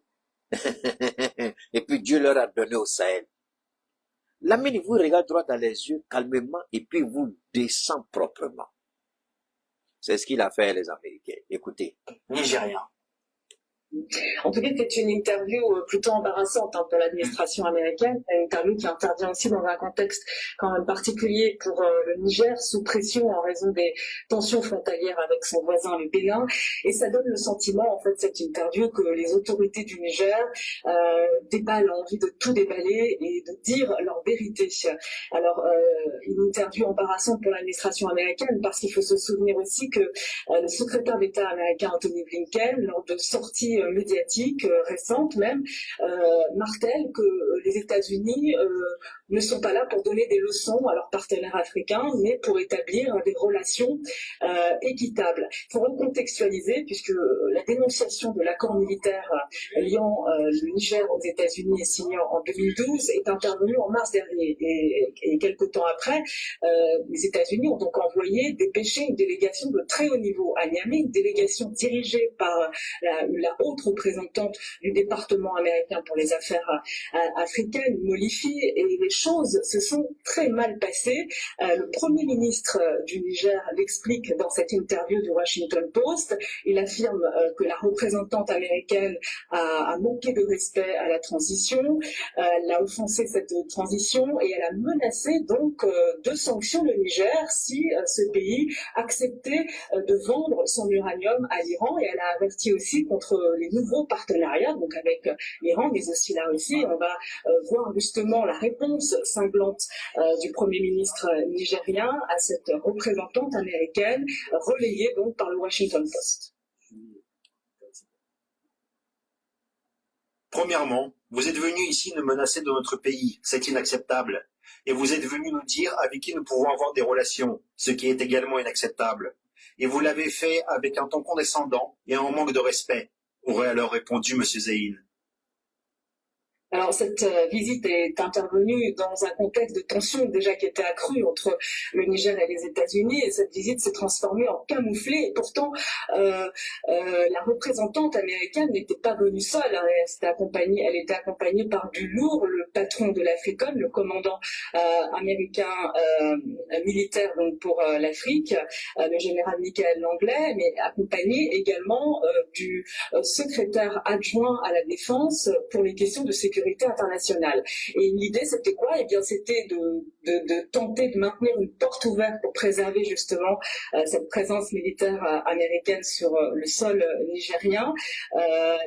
Finalement, eh bien, ça n'a pas été possible puisque les États-Unis ont accepté en avril dernier donc de retirer leurs troupes. C'est un départ qui est toujours attendu.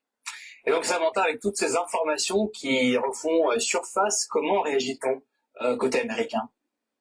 Alors justement, on apprend dans le Washington Post qu'effectivement les États-Unis ont réagi. Donc le Washington Post qui relaie le point de vue américain par l'intermédiaire d'ailleurs d'un représentant officiel qui s'est exprimé sous couvert de l'anonymat, et on apprend que les États-Unis réfutent toute idée de pression, toute idée de menace et affirment avoir effectivement proposé un choix au Niger. Et regardez.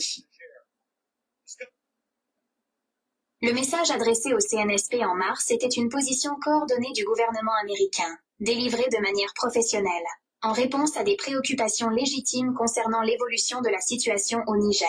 Le CNSP s'est vu proposer un choix, et non un ultimatum, quant à savoir s'il souhaitait poursuivre son partenariat avec nous, dans le respect de nos valeurs démocratiques et de nos intérêts en matière de sécurité nationale. Alors le gouvernement américain qui aurait donc laissé le choix selon sa version au Niger, le Niger qui a choisi son camp, le camp du souverainisme, de l'indépendance, de valeurs du panafricanisme, finalement que les États-Unis semblent toujours ignorer, les États-Unis qui affirment toujours que leurs soldats vont quitter le Niger dans quelques mois et discutent avec les autorités de la transition pour établir les contours de ce retrait en vue d'un redéploiement d'une partie des 1000 hommes dans un autre pays, probablement à la Mauritanie. Samantha, entre autres, le Premier ministre nigérien a livré ses frustrations dans le domaine de lutte antiterroriste. Que reproche-t-il exactement aux États-Unis de ce côté-là? Le Premier ministre du Niger reproche aux États-Unis, je le cite, un silence radio à un instant T lorsque les autorités de la transition ont demandé une aide supplémentaire, un soutien supplémentaire aux Américains. Et le dirigeant nigérien explique que le Niger ne se serait pas tourné vers la Russie si les États-Unis avaient répondu favorablement à leur demande, à savoir la livraison d'équipements tels que des drones, un système de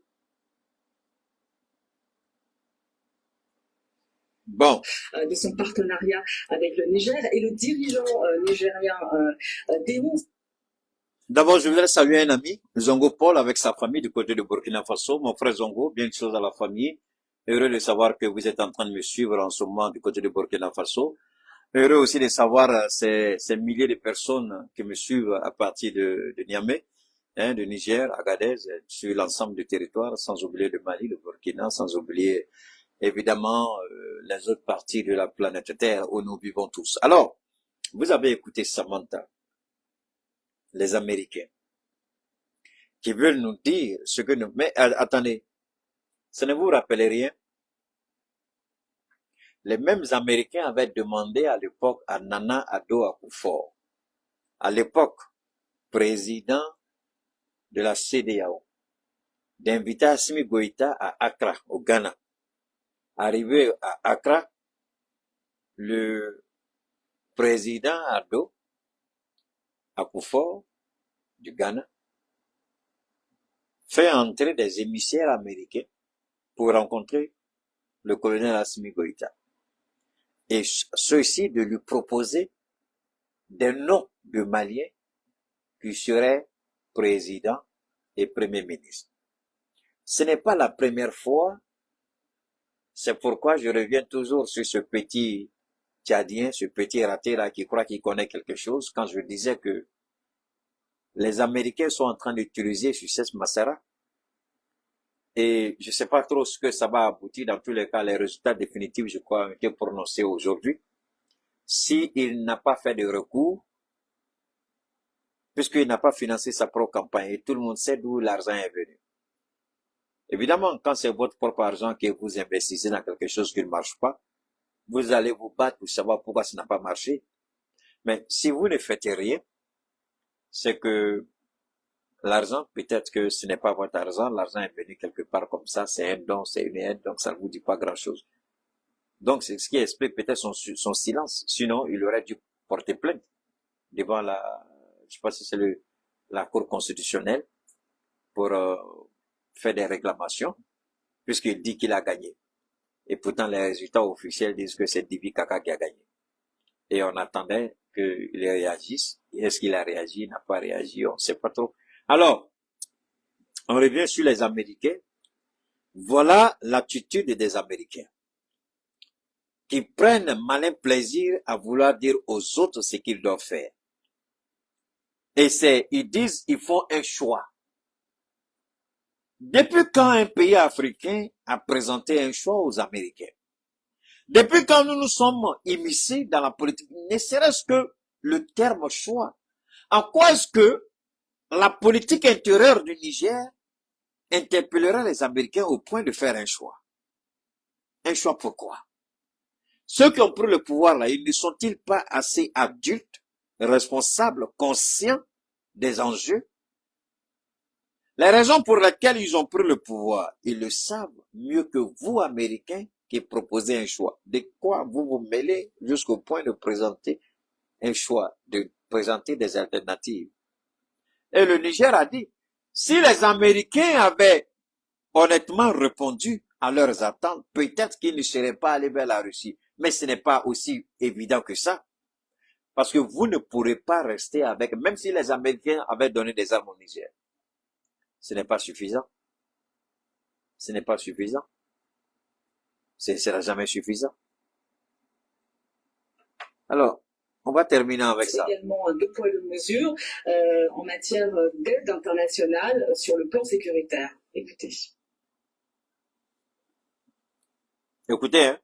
Les Américains sont restés sur notre sol sans rien faire pendant que les terroristes tuaient des gens et incendiaient des villes, a déclaré Zéine.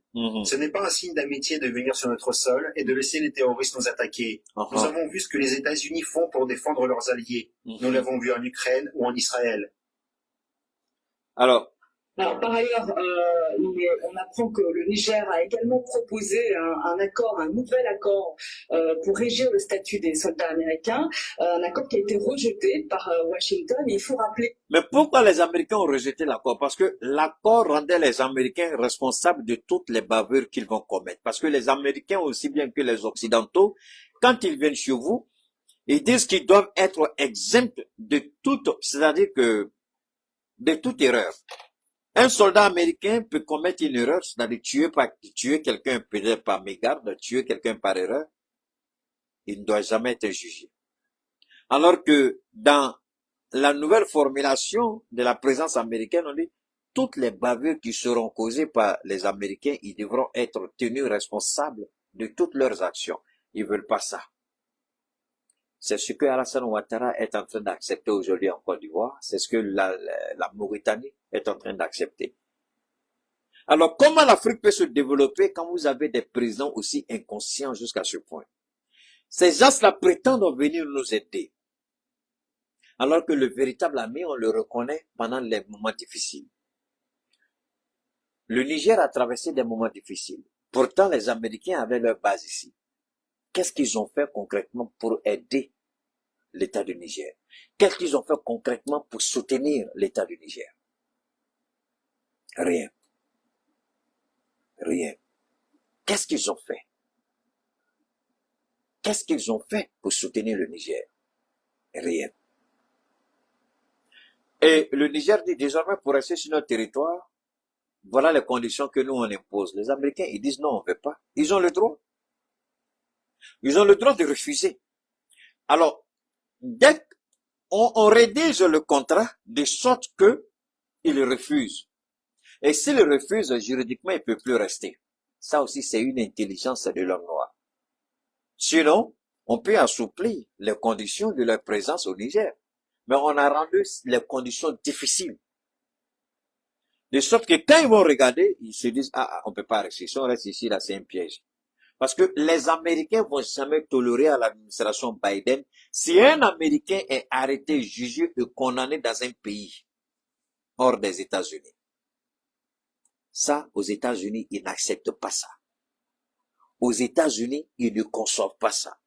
Un Américain arrêté par un pays jugé et condamné. C'est la Russie, la Chine qui peut faire ça. Si c'est notre pays, là, tu as tous les problèmes du monde. Il y a ce mois-ci, il y a un soldat américain qui a été arrêté en début de mois. Il a été arrêté en Russie. Il a été jugé et condamné par Poutine. Mais quand ils font ça là, c'est qu'ils savent qu'ils ont des Russes qui sont déjà en captivité. Donc, il y a des négociations intenses parce que le Congrès va mettre la pression sur l'exécutif, c'est-à-dire que sur l'administration Biden, pour qu'il fasse tout pour libérer le soldat américain. Les parents du soldat américain, les journalistes, l'opinion nationale américaine va mettre la pression sur l'administration. En mettant la pression sur l'administration, ils seront obligés de faire des concessions. Ça veut dire qu'à cause d'un seul soldat américain, ils vont libérer au moins 10 Russes qu'ils ont arrêtés. Voilà comment la Russie et la Chine ont compris le mécanisme, comment fonctionnent les États-Unis. C'est pourquoi c'est rare de voir dessus. Quand on arrête un citoyen russe là, Vladimir Poutine, il dort, il n'est même pas payé, il s'en fout. Parce qu'il sait qu'il va attraper un Américain. Un Américain, les Américains, ils sont, même si c'est 10 Russes, 20 Russes, ils vont libérer à cause d'un seul, ils vont le faire. Parce que s'ils font pas ça, ils savent ce qui les attend dans leur pays. C'est la même chose avec la Chine. C'est la même chose. Alors, donc, aujourd'hui, le Niger nous a fait honneur. Aujourd'hui, le Niger a mis la barre haute dans le Sahel, dans le Liptako Gourma. Et vous croyez que le contrat que le Niger a présenté aux États-Unis, vous croyez que le Burkina n'a pas une copie du contrat, le Mali n'a pas une copie du contrat, restez tranquille, ils ont ça. Donc nous savons désormais, le Mali a pris bonne note, le Burkina a pris bonne note, chacun à son niveau fera une analyse et savoir comment proposer aussi si une telle situation se présentait. Donc on n'a plus besoin de leur dire partez. On dit non, on va revisiter tout simplement le contrat. On va renégocier le contrat. C'est ce que le Tchad a fait. Pourquoi le Tchad fait ça aujourd'hui? Parce que le Tchad a découvert que les Américains sont en train de le trahir. Enfin, quand je dis le Tchad, je parle de Dibi Kaka. Il s'est rendu compte que les Américains sont en train de le trahir. Donc, il ne veut pas accepter ça. Il a demandé donc les Américains pour ne pas qu'ils soient chassés, pour ne pas être humiliés. Parce que si on chassait les Américains du Tchad, alors le Congrès, le Sénat, ils vont appeler l'administration Biden pour s'expliquer. Parce qu'ils ne comprennent pas pourquoi les Américains sont en train d'être chassés comme des vanipiés, comme des pourritures, comme la France l'a été. Donc les Américains ont préféré anticiper pour éviter qu'on dise qu'on les a chassés du Tchad. Mais pourtant, c'est la même question que tous les États posent aujourd'hui.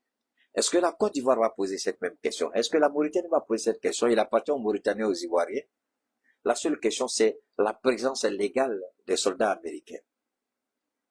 Parce que depuis tout le temps que les Américains étaient présents au Tchad, qu'est-ce qu'ils ont fait pour aider l'armée tchadienne à lutter contre l'insécurité, c'est-à-dire les attaques djihadistes et puis la rébellion? Qu'est-ce que les Américains ont fait? Les Tchadiens se sont rendus compte que les Américains n'ont rien fait pour les soutenir. Le Niger s'est rendu compte que les Américains n'ont rien fait pour les soutenir. Idem pour le Mali et le Burkina. Donc finalement, ces gens-là viennent chez nous, se servir de nous, mais jamais dans l'intention d'avoir une collaboration gagnant-gagnant. Vous êtes chez nous, vous avez des renseignements, vous êtes gagnant, mais donnez-nous aussi des renseignements puisque vous avez les moyens de communication pour intercepter des renseignements mieux que nous. Donc, nous, on vous donne ce que vous n'avez pas, vous nous donnez ce que nous n'avons pas. Voilà ce que les Américains et les Occidentaux refusent. Parce que pour pouvoir surveiller les terroristes dans le Sahel, il faut être dans un état sahélien.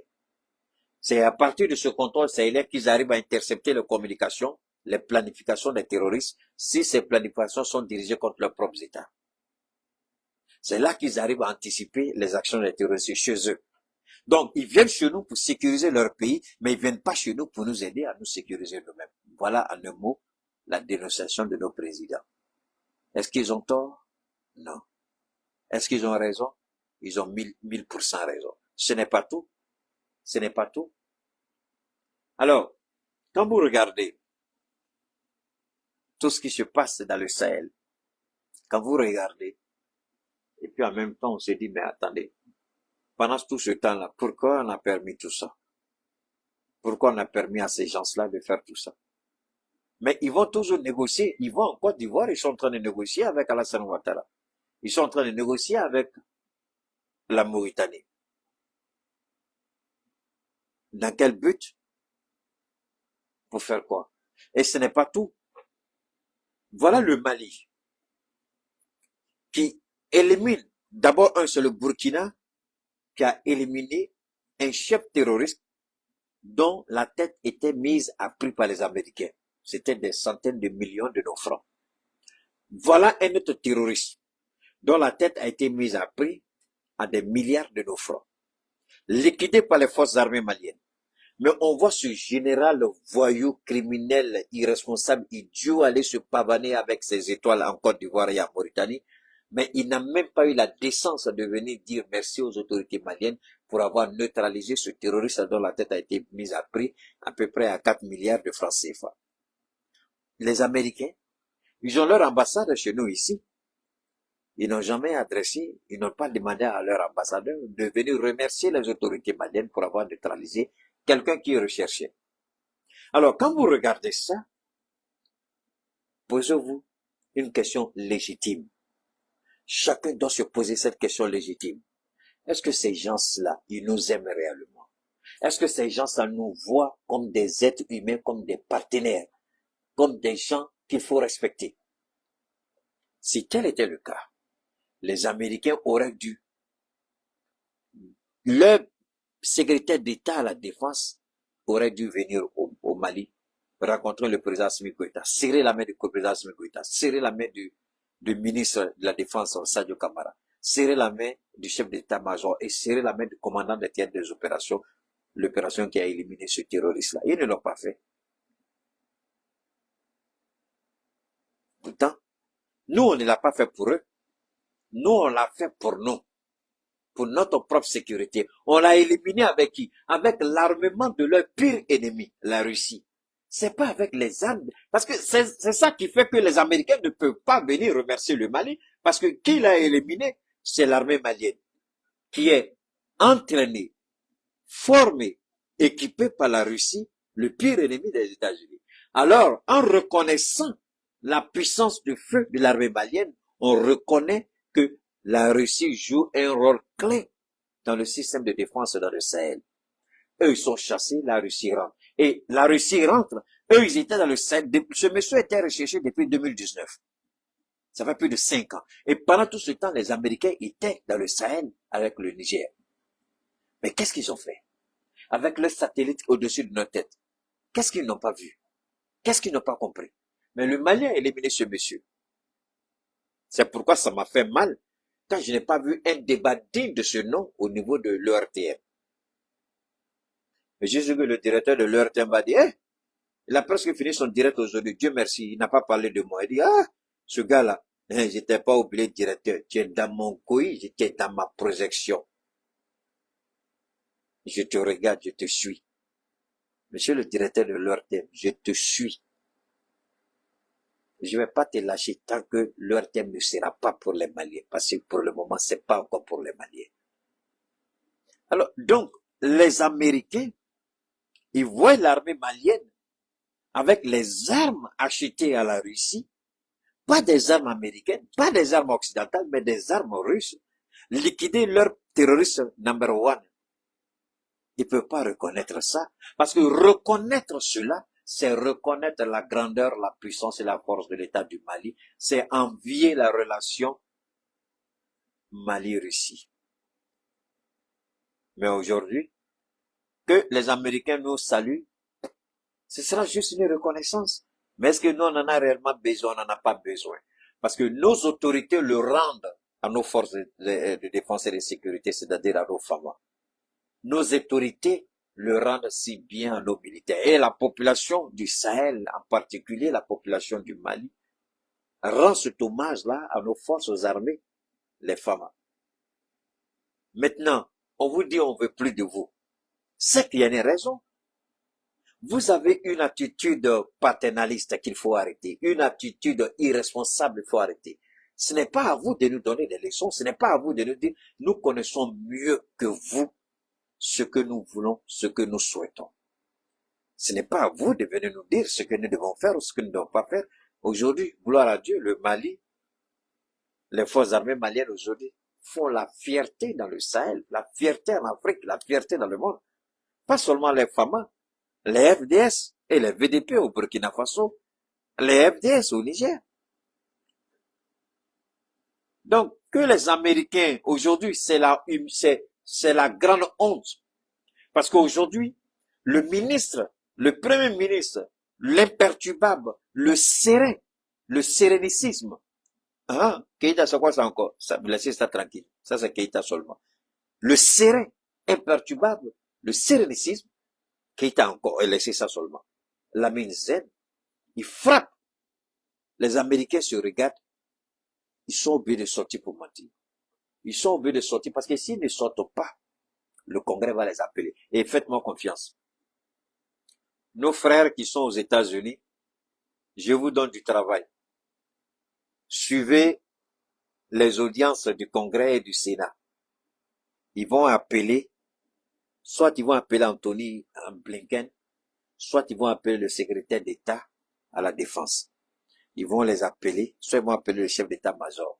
Parce que le gars là, lui, il est toujours au Congrès, le noir là, le secrétaire d'État à la Défense là. J'oublie son nom. Il est toujours là-bas. Ils vont l'appeler pour lui poser la question sur l'affaire du Niger. Ils l'ont appelé. Ils ont appelé par son adjoint par rapport au coup d'état de Mamadi Doumbia. Ça, j'ai suivi ça. Bon, c'est vrai que c'est en anglais, mais ne vous en faites pas. Si c'est en anglais, vous voulez vraiment savoir, prenez et puis demandez à quelqu'un de vous expliquer en anglais si vous ne comprenez pas l'anglais. C'est en anglais, ça se fait, mais si vous tombez dessus, je vous en prie, demandez à quelqu'un de bien vous expliquer. Il va le faire s'il comprend bien l'anglais. J'ai suivi.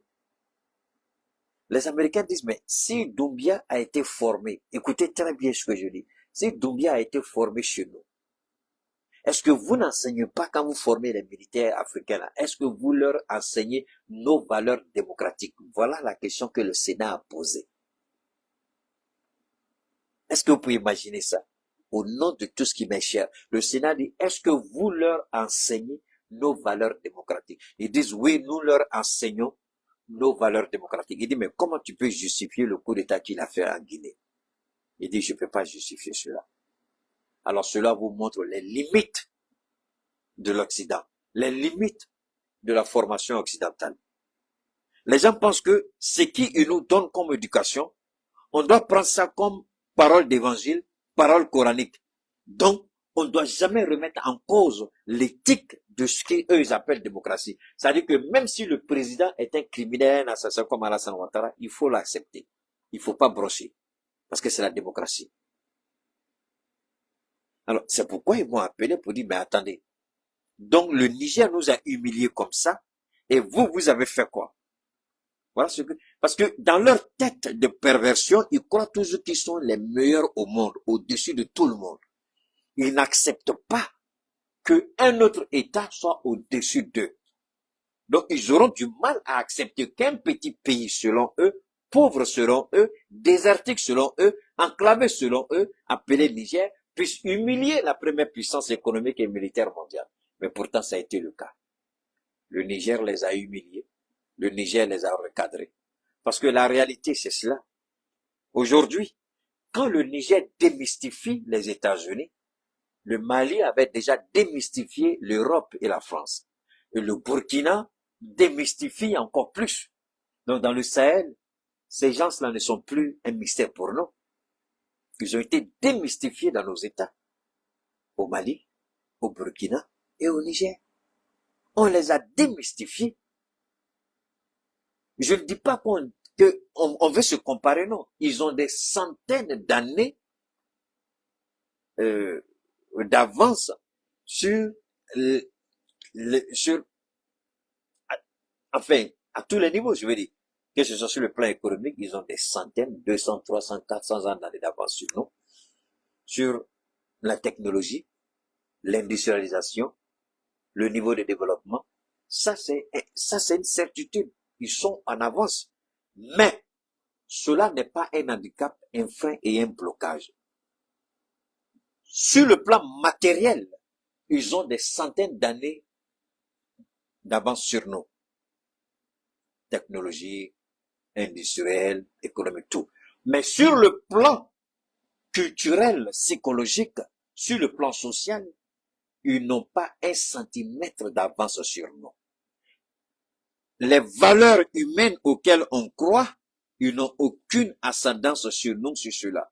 Parce que c'est cette distinction que beaucoup d'Africains n'arrivent pas à faire. Ah, ils sont plus que nous. Ah, ils sont en avance que nous. Ah, ils sont... Il dit non. Moi, là, je mets jamais quelqu'un devant mon pays. Je vais jamais mettre un de leurs pays en avance sur le Sahel. Jusqu'à ma mort, je le ferai pas. Pour quelle base? Parce que ils construisent des véhicules chez eux. Oui, le jour viendra où on va construire des véhicules. On est seulement en retard. Ça va venir. Il y a des gens qui ont commencé. On aura tout ça. Mais sur le plan moral, c'est ça qui est fondamental. Est-ce que moralement, ils sont en avance sur nous? Pas du tout. Même s'ils viennent avec ces mensonges des droits de l'homme, on est mieux formé aux valeurs des droits de l'homme que eux, ils le sont. Parce que nous, on respecte le fondement des droits de l'homme. C'est quoi? C'est la famille. La famille, c'est l'homme et la femme. Mais la famille, ce n'est pas la perversion morale, homme et homme.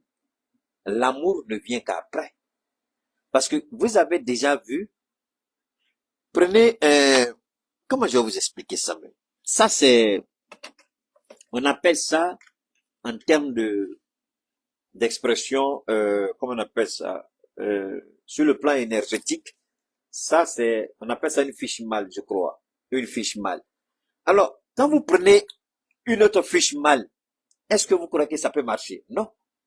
Vous avez besoin d'une fiche femelle pour le faire entrer et puis ensuite avoir votre connexion pour télécharger votre téléphone ou pour télécharger tout autre appareil. Aujourd'hui, là, même la conception des objets obéissent à une règle. Celui qui donne. Même quand vous mettez carburant dans votre voiture, là, quand vous prenez le pistolet de la pompe, là, c'est lui qui met dans votre réservoir de voiture. Même si c'est une voiture électrique, là, vous prenez le pistolet de chargement, vous mettez dans votre véhicule. Il y a toujours une fiche mâle et une fiche femelle. Toujours. Alors, quand vous venez avec une contradiction de la nature, pour nous parler d'amour, je suis désolé, ça ne tient pas la route. Donc, nous, on tient encore à ces valeurs-là, à ces valeurs cardinales, à ces valeurs familiales, à ces valeurs humaines.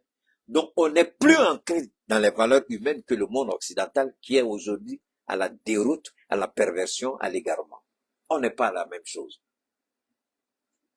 Votre prise à la maison, puis que votre réfrigérateur, votre climatisation, votre téléviseur, pour que tout cela marche, vous avez besoin d'une fiche mâle et d'une fiche femelle.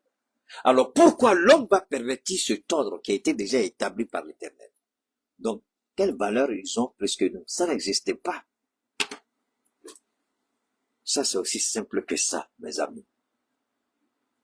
Alors, le développement matériel, technologique, c'est une question de temps. C'est une question de temps. On va les rattraper. Mais la véritable valeur, c'est le socle de la société. Et ça, nous avons ça ancré en nous. Et ça, rien ne va pervertir cela. C'est en cela que nous allons dire infiniment merci à Fatmata Batuli-Niang, au mouvement Bicop, pour le travail extraordinaire qu'elle fait, le soutien qu'elle apporte, n'est-ce pas, à nos familles, aux personnes démunies et aux communautés rurales les plus défavorisées. Elle apporte l'eau courante, elle apporte la gaieté, elle apporte un peu de boum dans le cœur de ceux qui sont dans le besoin. Merci au mouvement, merci à Fatmata Batuli pour le travail extraordinaire et exemplaire. Nous invitons la classe politique à s'inspirer de l'acte social de cette dame. C'est pourquoi je disais la dernière fois, aucun politicien au Mali, à la date d'aujourd'hui, ne peut se comparer à cette dame. Elle a mis d'abord le social en avant et ensuite la politique. Mais aujourd'hui, Dieu donne la possibilité à nos politiciens. Au regard de la suspension des activités politiques, Dieu leur donne une chance. Eux, ils voient ça comme une attaque d'Assimi Goïta. Moi, Keïta, je ne vois pas ça comme ça. Moi, je vois comme une opportunité que Dieu vous donne.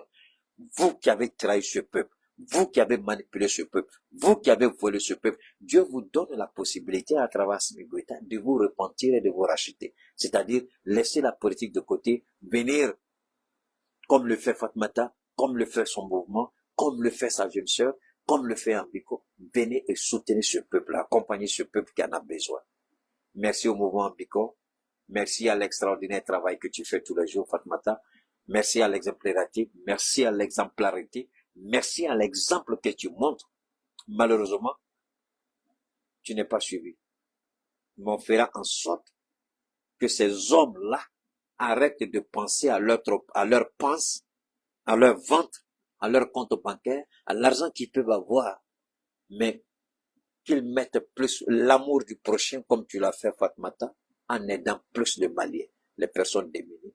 Merci à toi, Fatmata, merci à ta jeune sœur Bintou, et merci au mouvement Biko pour toutes ces belles actions. Merci au président Simi Goïta, au général Tiani, au capitaine Ibrahim. Merci au premier ministre Shogel Kokalamaïga, la zen, l'imperturbable, et merci à l'éducateur Apollinaire du côté de Burkina Faso. Je vous en prie, on est ensemble. N'oubliez pas votre Damsa. N'oubliez pas votre Damsa.